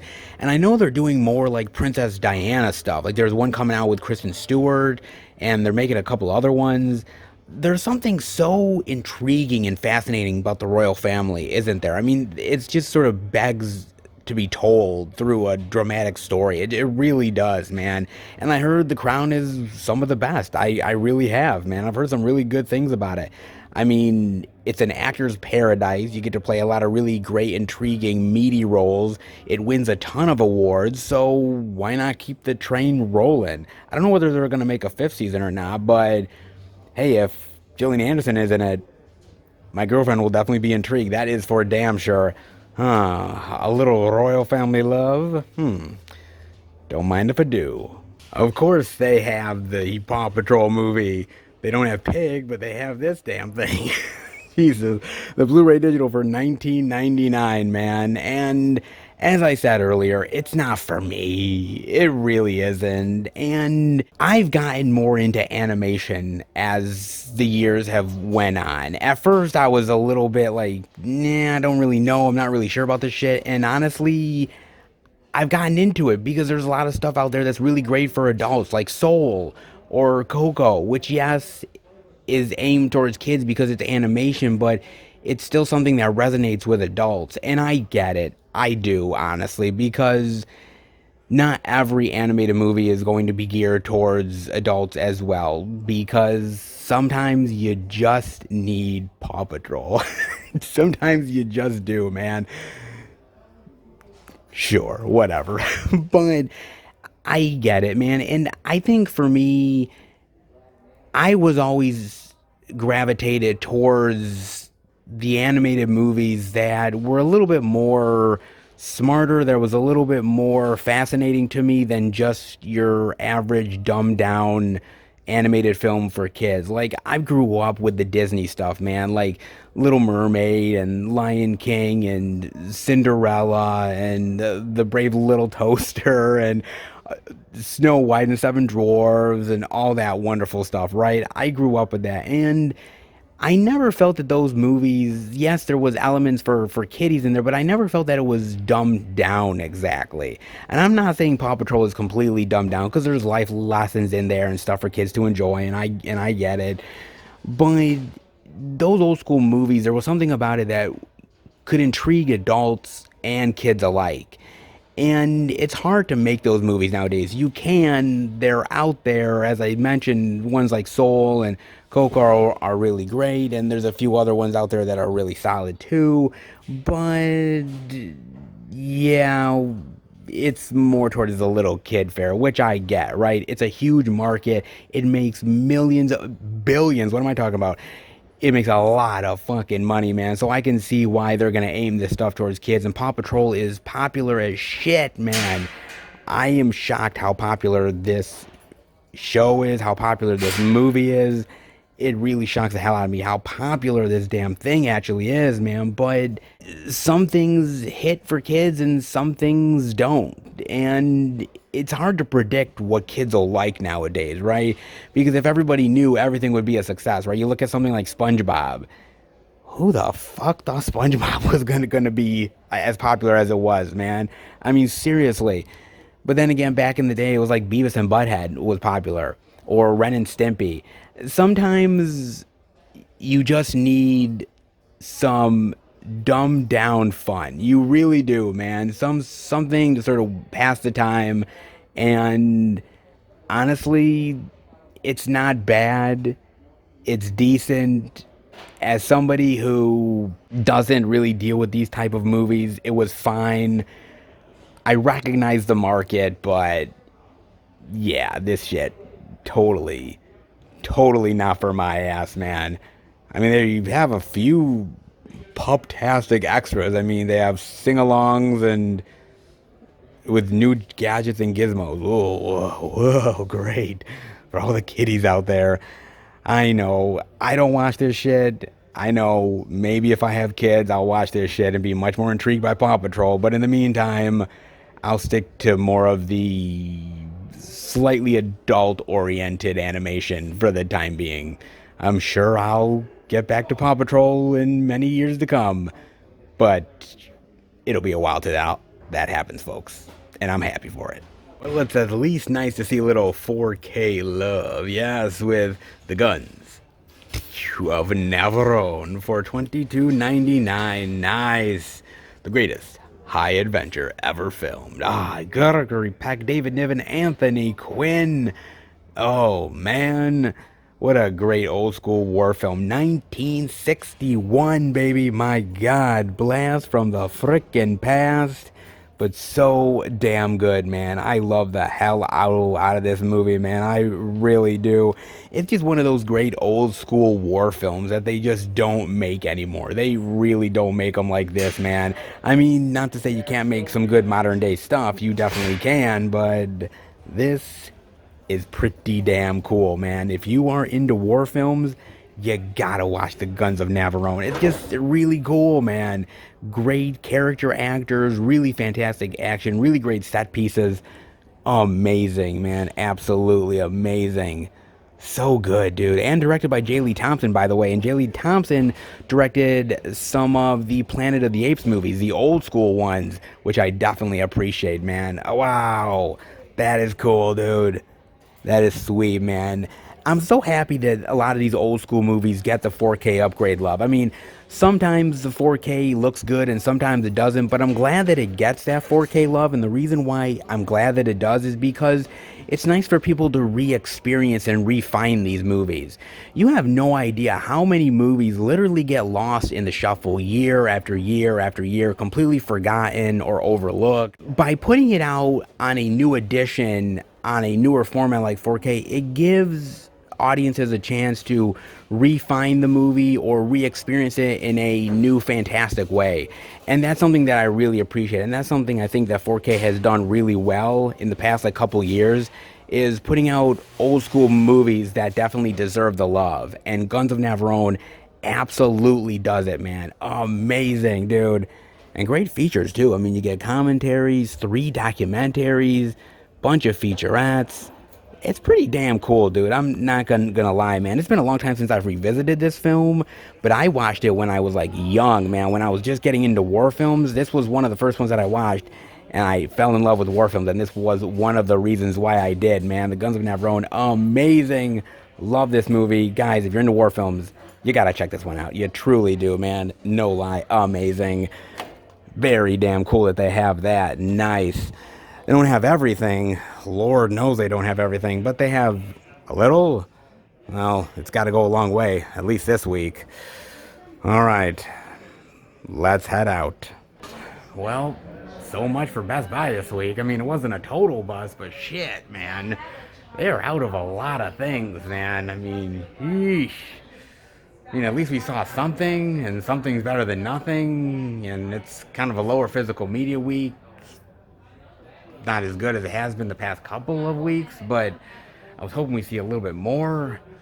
Yeah, physical media has definitely seen a little bit of better days, but you want to know what they are stocking up on? And I've shown you this, guys, for like the past few weeks now, and it's TVs. I keep on showing you, but it's even more crazier now, guys, because look, literally, this aisle is blocked up. There is no way to get through. It's all TVs, man. Literally, in this aisle, it's all TVs. Look, all of it is all TVs, man. And you got that in this aisle. It's all TVs. I can't get through. TVs. I mean, geez, this lane is kind of open a little bit, but holy shit, man.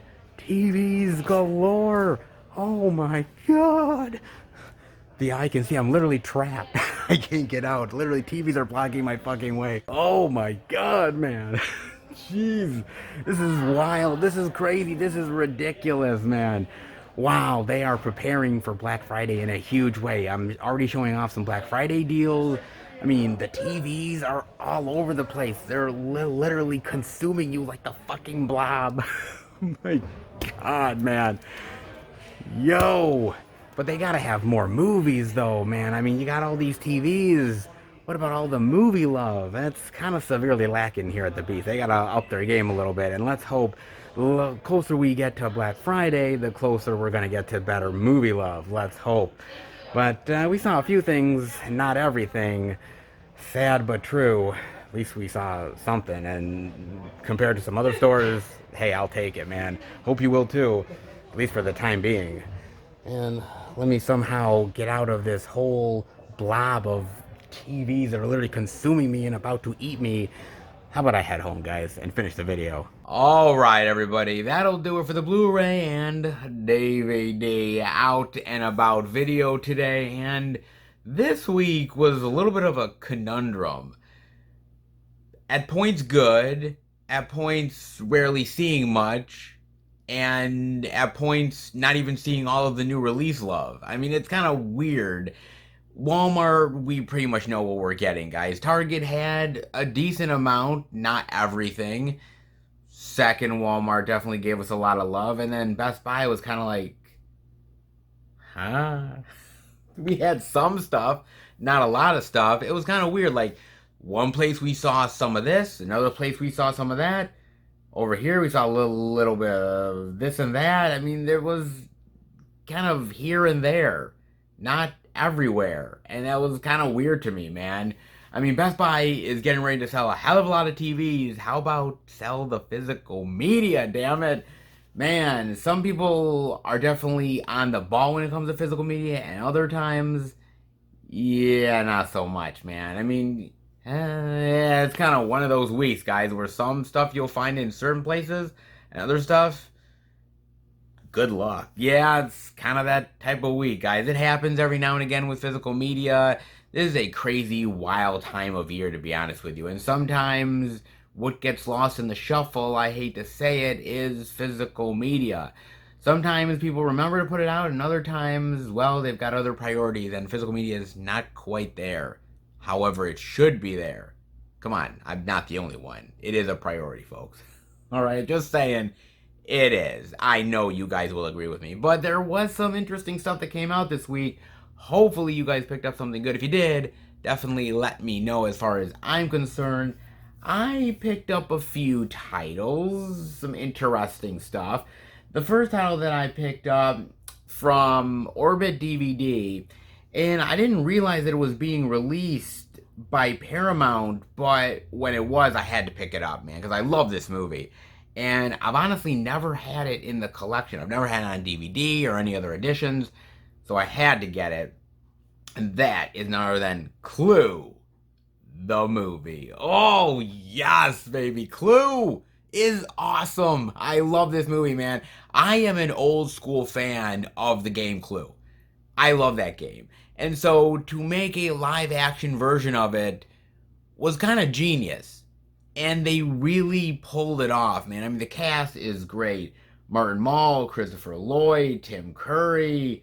Oh my God, amazing cast of characters here, and so much, much more. Michael McKean, Madeline Kahn. And so many amazing people here, man. Absolutely fantastic. I love the comedy. I love the murder mystery. I love the multiple endings, which is so fantastic. I think it's great, man. It truly is. This is, honestly, it's kind of weird to say this because video game adaptations don't always come out the best. But somehow, board game adaptations aren't half bad.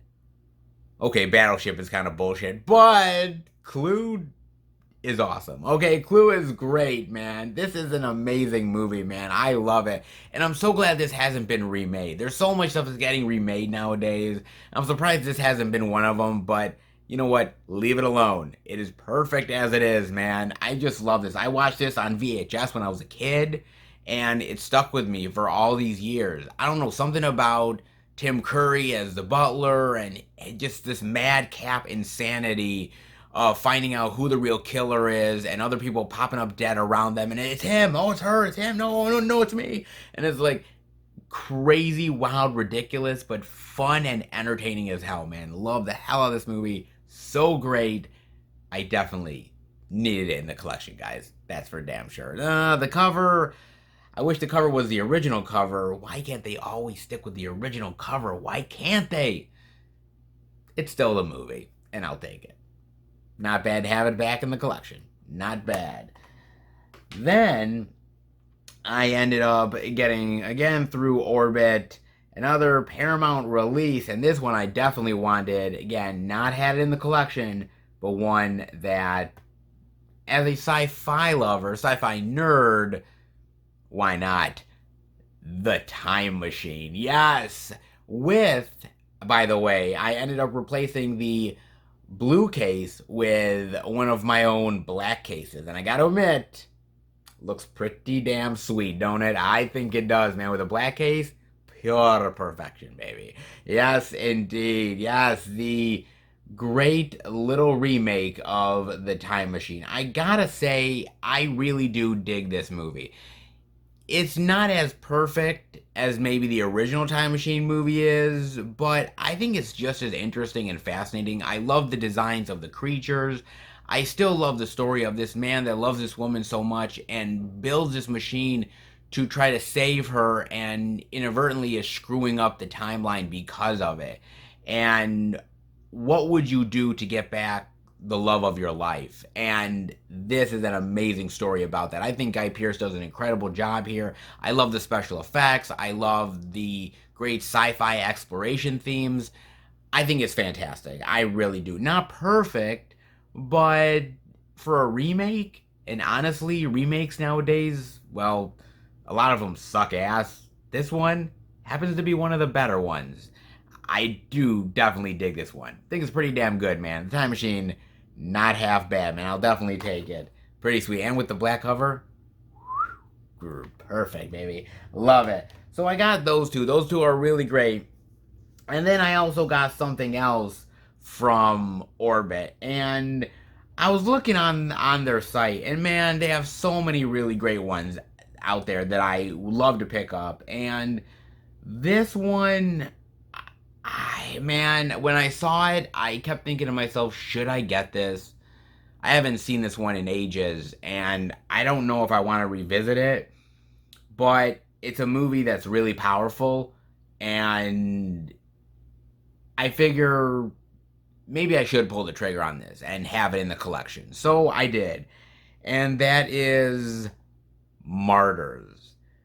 Oh, baby, man, Martyrs. Wow. Let me tell you guys. Now, by the way, this is the original Martyrs. This is not the remake. This is the original one. And when I first saw Martyrs, okay, when I first saw this movie fucked me up, okay? I think everyone that watches this movie for the first time can say that with confidence. This movie fucked you up, all right? I was not expecting where this movie went. I was not. And at the end of the movie, my jaw is on the floor. I'm feeling all kinds of raw emotions, and I am so fucking depressed in what I just saw. I know it's a fantastic movie. I know it's brilliantly acted, brilliantly executed and filmed.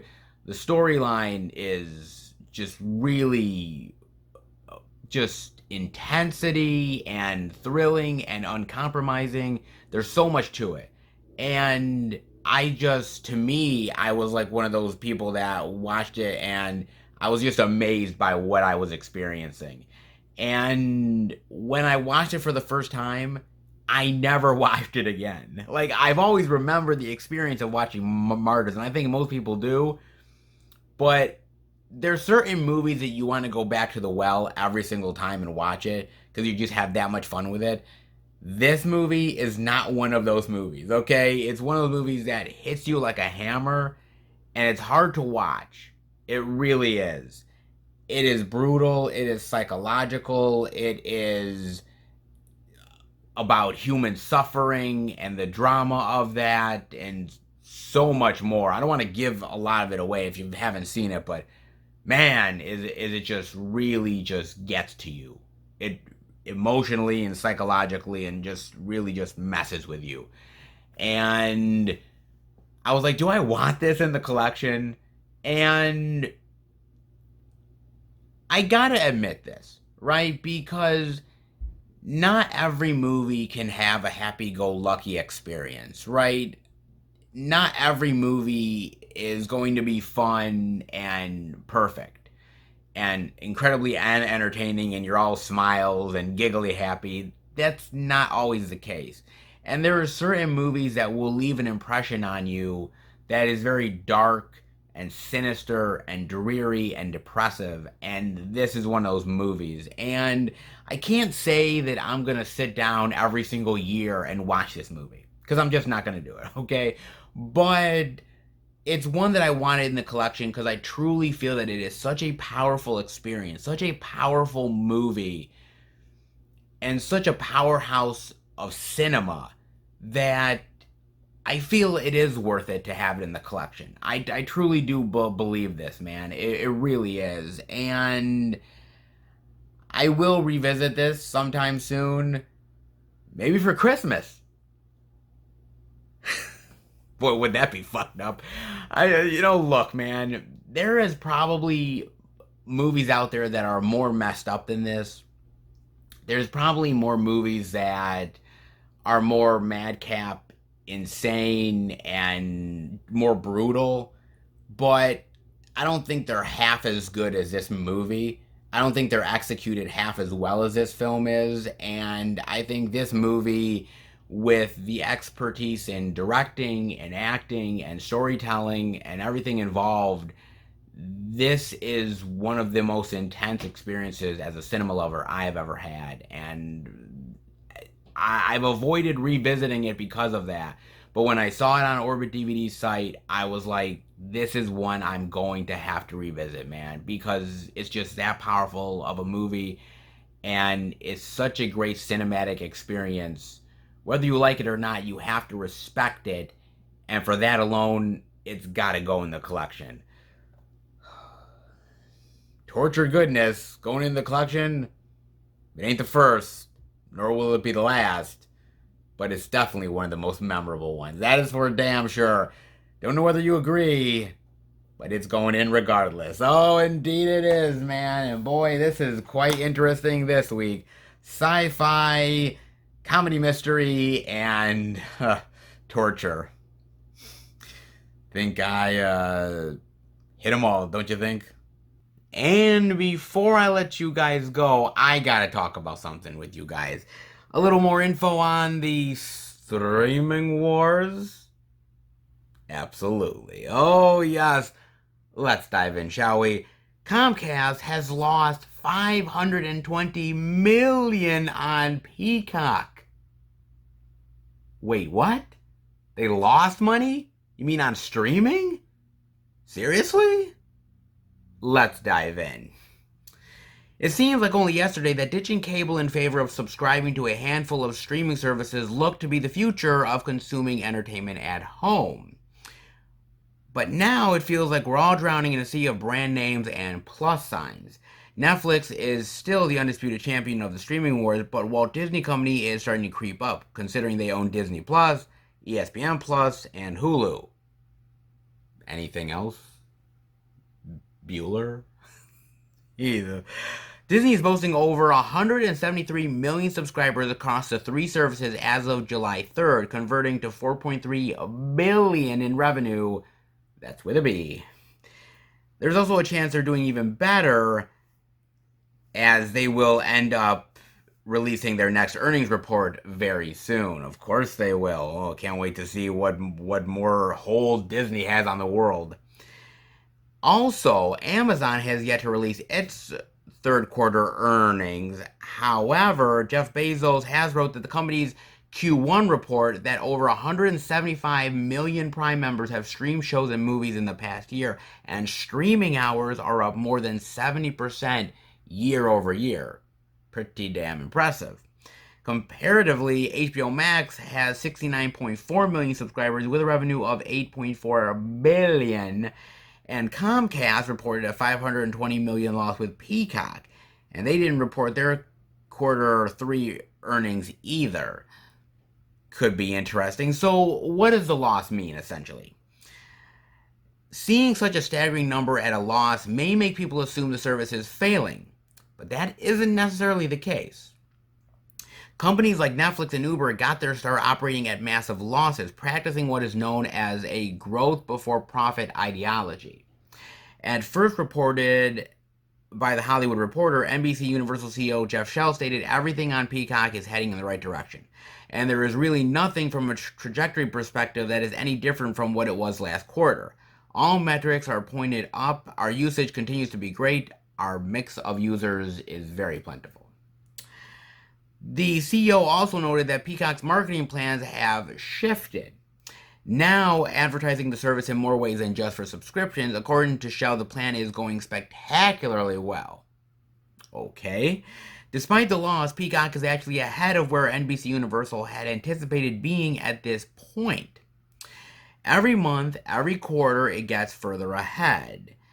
And he notes that the day-and-date premiere of Halloween Kills was the top non-live event in Peacock's history, and that they have other series that are performing very well also. So perhaps the loss isn't as brutal as we all might think it is, right? Potentially. Very interesting indeed, guys. So what does this all mean in the grand scheme of things? First of all, it means that streaming isn't always perfect. That you have to entice people to want to come on your streaming service, right? You have to entice them to want to give them their money, right? They have to do it. So what do?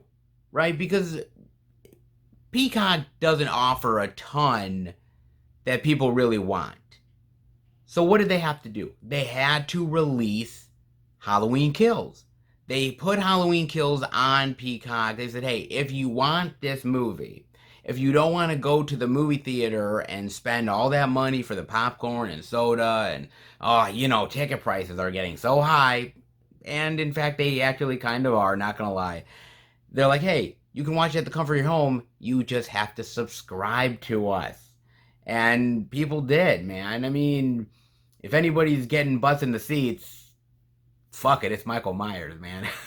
So they did that, and it paid off in spades. But again, you have to keep that momentum up. What works for Netflix and what works for a company like Disney is the fact that they are always having new content, new turnover rate of stuff that you want to see, right? Okay, one Marvel show ends, well guess what? The next Marvel show is right around the corner, so you don't want to unsubscribe because you don't want to miss it. And the same thing for their Star Wars shows, and with Netflix, they're always adding new content every single month, practically at this point every single week. Something new is coming out onto the platform all the time, and so they're always keeping you on your toes with new content coming out. And so those companies, especially Netflix, has perfected the model in a lot of ways. And it's companies like Peacock that are really trying to catch up at this point. Even HBO Max. I mean, HBO Max is more ahead than Peacock is, but the reason why they're as ahead as they are is because they ended up doing the movies as well as in the theater. So they were like, hey, you know what, look, if you want to watch Dune, if you want to watch The Suicide Squad, or, you know, Matrix Resurrections coming up, hey, you don't have to go to the movie theater. You can just go on our site as long as you're subscribed and enjoy the movie anytime you want, no matter what day it is, no matter what hour. You can sit at the comfort of your home and watch it. And people have been loving it. Again, these streaming services are trying to find ways to keep your interest up so you will keep your money invested in their product. And they have to go to great lengths in order to do it. And Peacock is just starting to find that out. Now, Peacock, of course, has a lot of the NBC Universal TV shows that everyone knows and loves and watches over and over again, which is great. And I think a lot of people subscribe for that, and understandably so. But at a certain point, and this is going to happen, and it's happening with all of the streaming services, you have to offer more.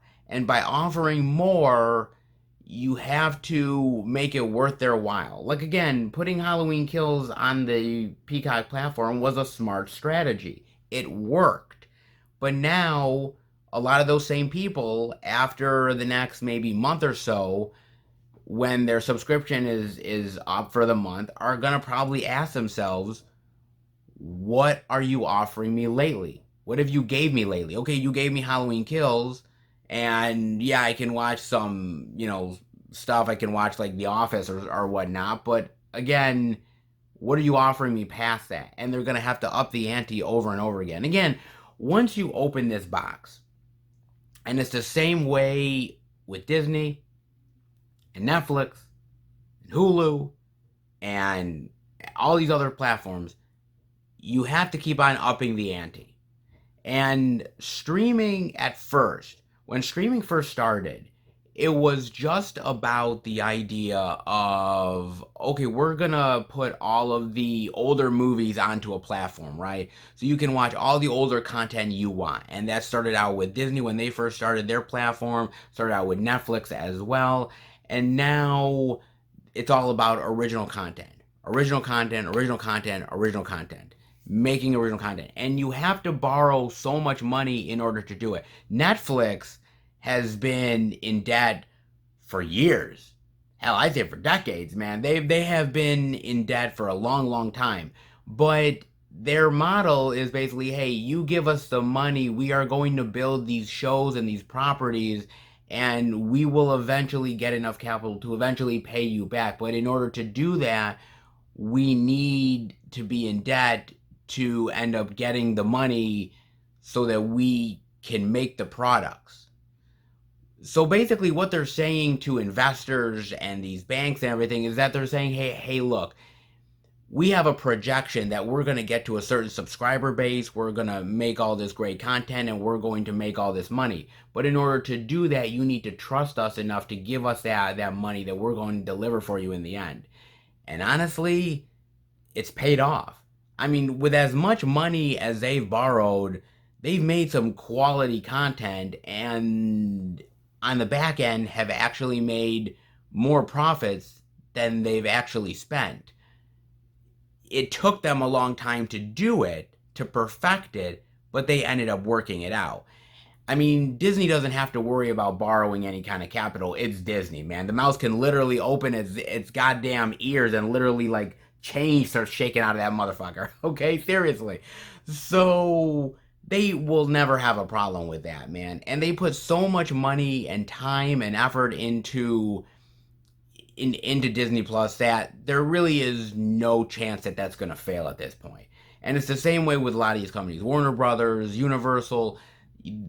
They wanted to spend the money on this because streaming is the next greatest thing.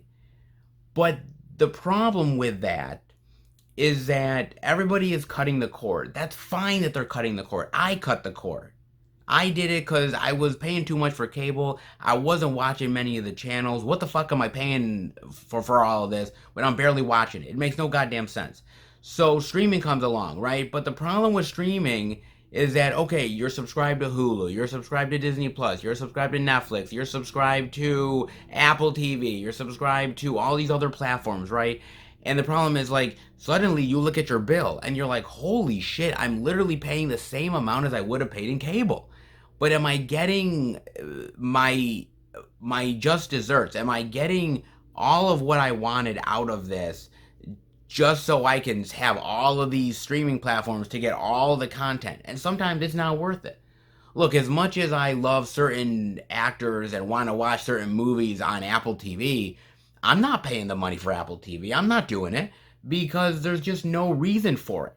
There's no reason to invest in that when maybe I'll watch one or two things, but to subscribe to just that doesn't make any sense. And people are going to start to be very picky and choosy about what they want as far as a streaming service is concerned, which then in turn means that these streaming services have to up the ante in order to keep you interested in their product, which means putting more movie premieres on the streaming platforms, investing in more content and big name actors and big name special effects and producing such crazy wild action oriented CGI laden content that they're literally spending. I mean, think about Netflix for a second. I mean, Netflix spent what, like over $200 million on The Irishman? On The Irishman. I mean, it paid off. The movie's fantastic.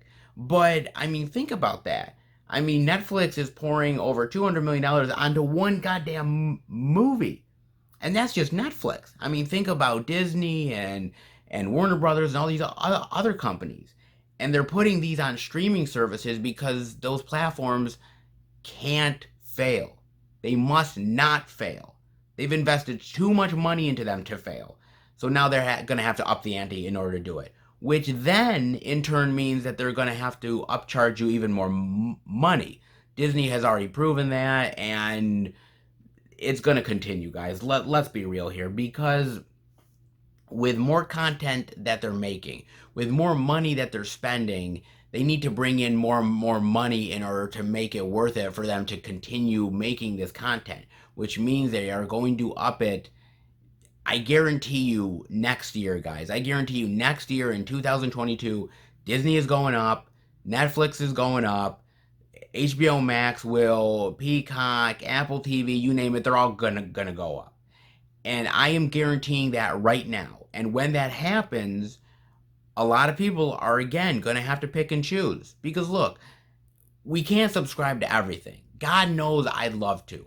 But we can't subscribe to everything. And we have to start realizing that there is certain content that's just going to have to pass us by. And now that becomes a, what do we invest in and what do we not? Well, I have to buy groceries this week. I have to pay bills. So, well, it's been fun, Peacock, but I'm out. And then Peacock is like, whoa, wait. Before you go, hey, we got these few movie premieres. Hey, look, that's what's going to happen, guys. And there's no doubt in my mind about it. HBO Max was originally not supposed to do the whole, having the same day and date as theatrical releases in next year. Unfortunately, they realize that if they don't do that, they're fucked. Their streaming platform's gonna go down the shitter. So what do? Well, we're still gonna do it. Maybe not all the movies, but we're still gonna put out the content. Exactly, guys. Again, once you keep on upping the ante, keep on going to that next level, you can't go backwards. You can't reverse course, because if you reverse course, then people are going to say goodbye, sayonara, I'm out, because if you're not doing much for me as a viewer, why am I giving you my money? So again, it's a back and forth, goods and services. And at the end of the day, in order to continue keeping this interest up, these streaming wars, they're going to have to continue to up the ante in order to do that. Halloween Kills is not going to be the be-all, end-all. It's not going to be the last thing that they ever do with these movies. I guarantee you that it's not. Because it was successful, right? It paid off for them. It gained them subscribers. It gained them views.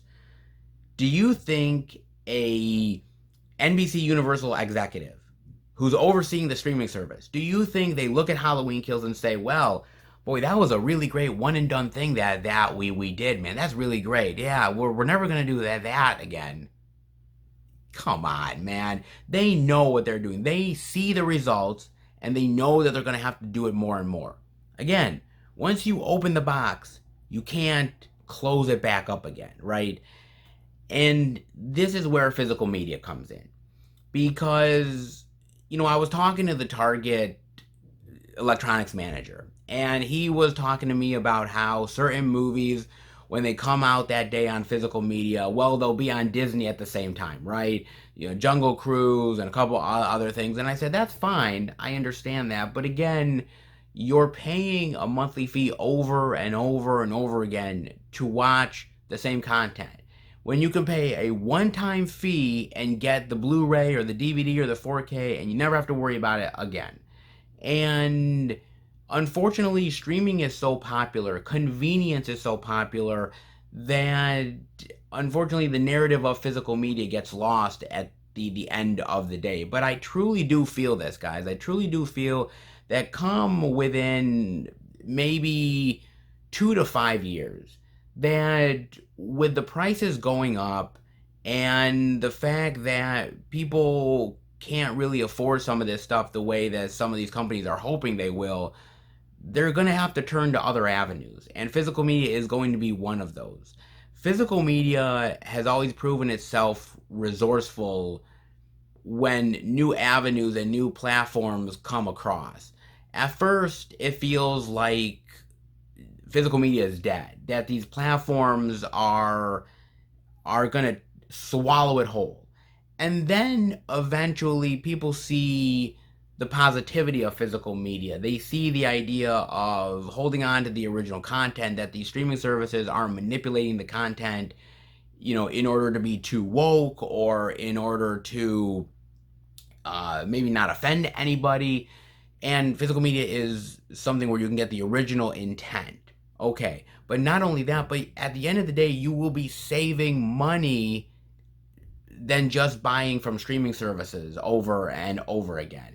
Again, streaming services are great to a certain extent, but after a while, you have to weigh the cost and the benefits. How much are you really watching per day, per month on streaming? Is it completely worth it? Like, for instance, with Amazon Prime. I have Amazon Prime. Do I have it for the streaming stuff? Sometimes, but I have it for the shipping. And I buy a lot of stuff through Amazon over the course of a year, so the cost that I have to do for paying for Amazon Prime is pretty much worth it at this point. Again, what is the best for your hard-earned money? And at the end of the day, if a streaming service is not delivering the way that you as a viewer want it to, you either A, get rid of it, or B, go with physical media, because at the end of the day, you may be paying more in the short term, but in the long run, you're actually saving money. I wish more people would really consider this. Unfortunately, they've got these stars in their eyes and they're so hypnotized by streaming that they can't see the bigger picture. Like I said, streaming is good, physical media is good. There's a best of both worlds here, but in order to really get the bang for your buck in streaming, you are going to have to start tightening the wallet and figuring out what's best for you. Not everything is worth it on streaming, but if it's not worth it for you, then you can always get on physical media. You don't always have to support these streaming services if you don't want to. They have a lot of content, but just because they have the content doesn't mean that you need to invest in it. There's other ways to get around it. There's other ways to enjoy the content.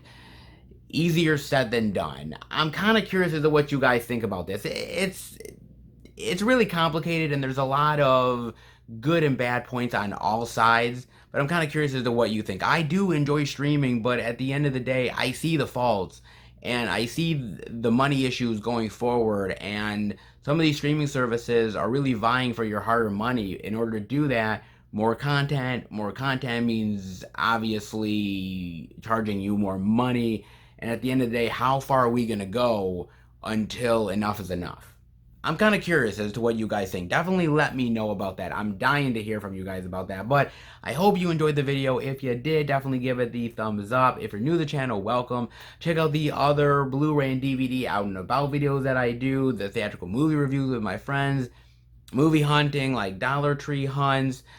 Blu-ray pickup videos, live streams, and much, much more. If you are a lover of movies and physical media, hit subscribe and become part of the Film Fan Nation. I want to thank my really great subscribers watching the videos, commenting, the great feedback. You guys really support the channel, support me, you give me the love, and hopefully I give the love right back to you, so thank you. Keep up to date with everything I'm doing through Instagram, Twitter, and Facebook. FilmFan108, keep up to date with everything I'm doing, plus special pictures and videos I do from time to time on social media as well. And if you want to send the channel any movie-related goodness, you can do it. The P.O. box is in the description below. It is not expected, but it is definitely appreciated. You guys have always asked me, hey, there's some really great stuff we want to send you. Where do we send it? I created the P.O. box for all of you guys out there who are interested to send the channel love. Movie posters, physical media, care packages, you name it. You guys have went out of your way to send me some amazing, amazing things. I just re-upped the P.O. box for another 6 months. So through the winter, we will be having the P.O. box. So if you are interested, definitely be sending us some love. We always greatly appreciate it. We truly do. And as far as appreciation is concerned, thank you for watching the video. Hope you enjoyed it. And I will see you back next week for a brand new Blu-ray and DVD out and about video. Take care, everybody. And remember, happy hunting.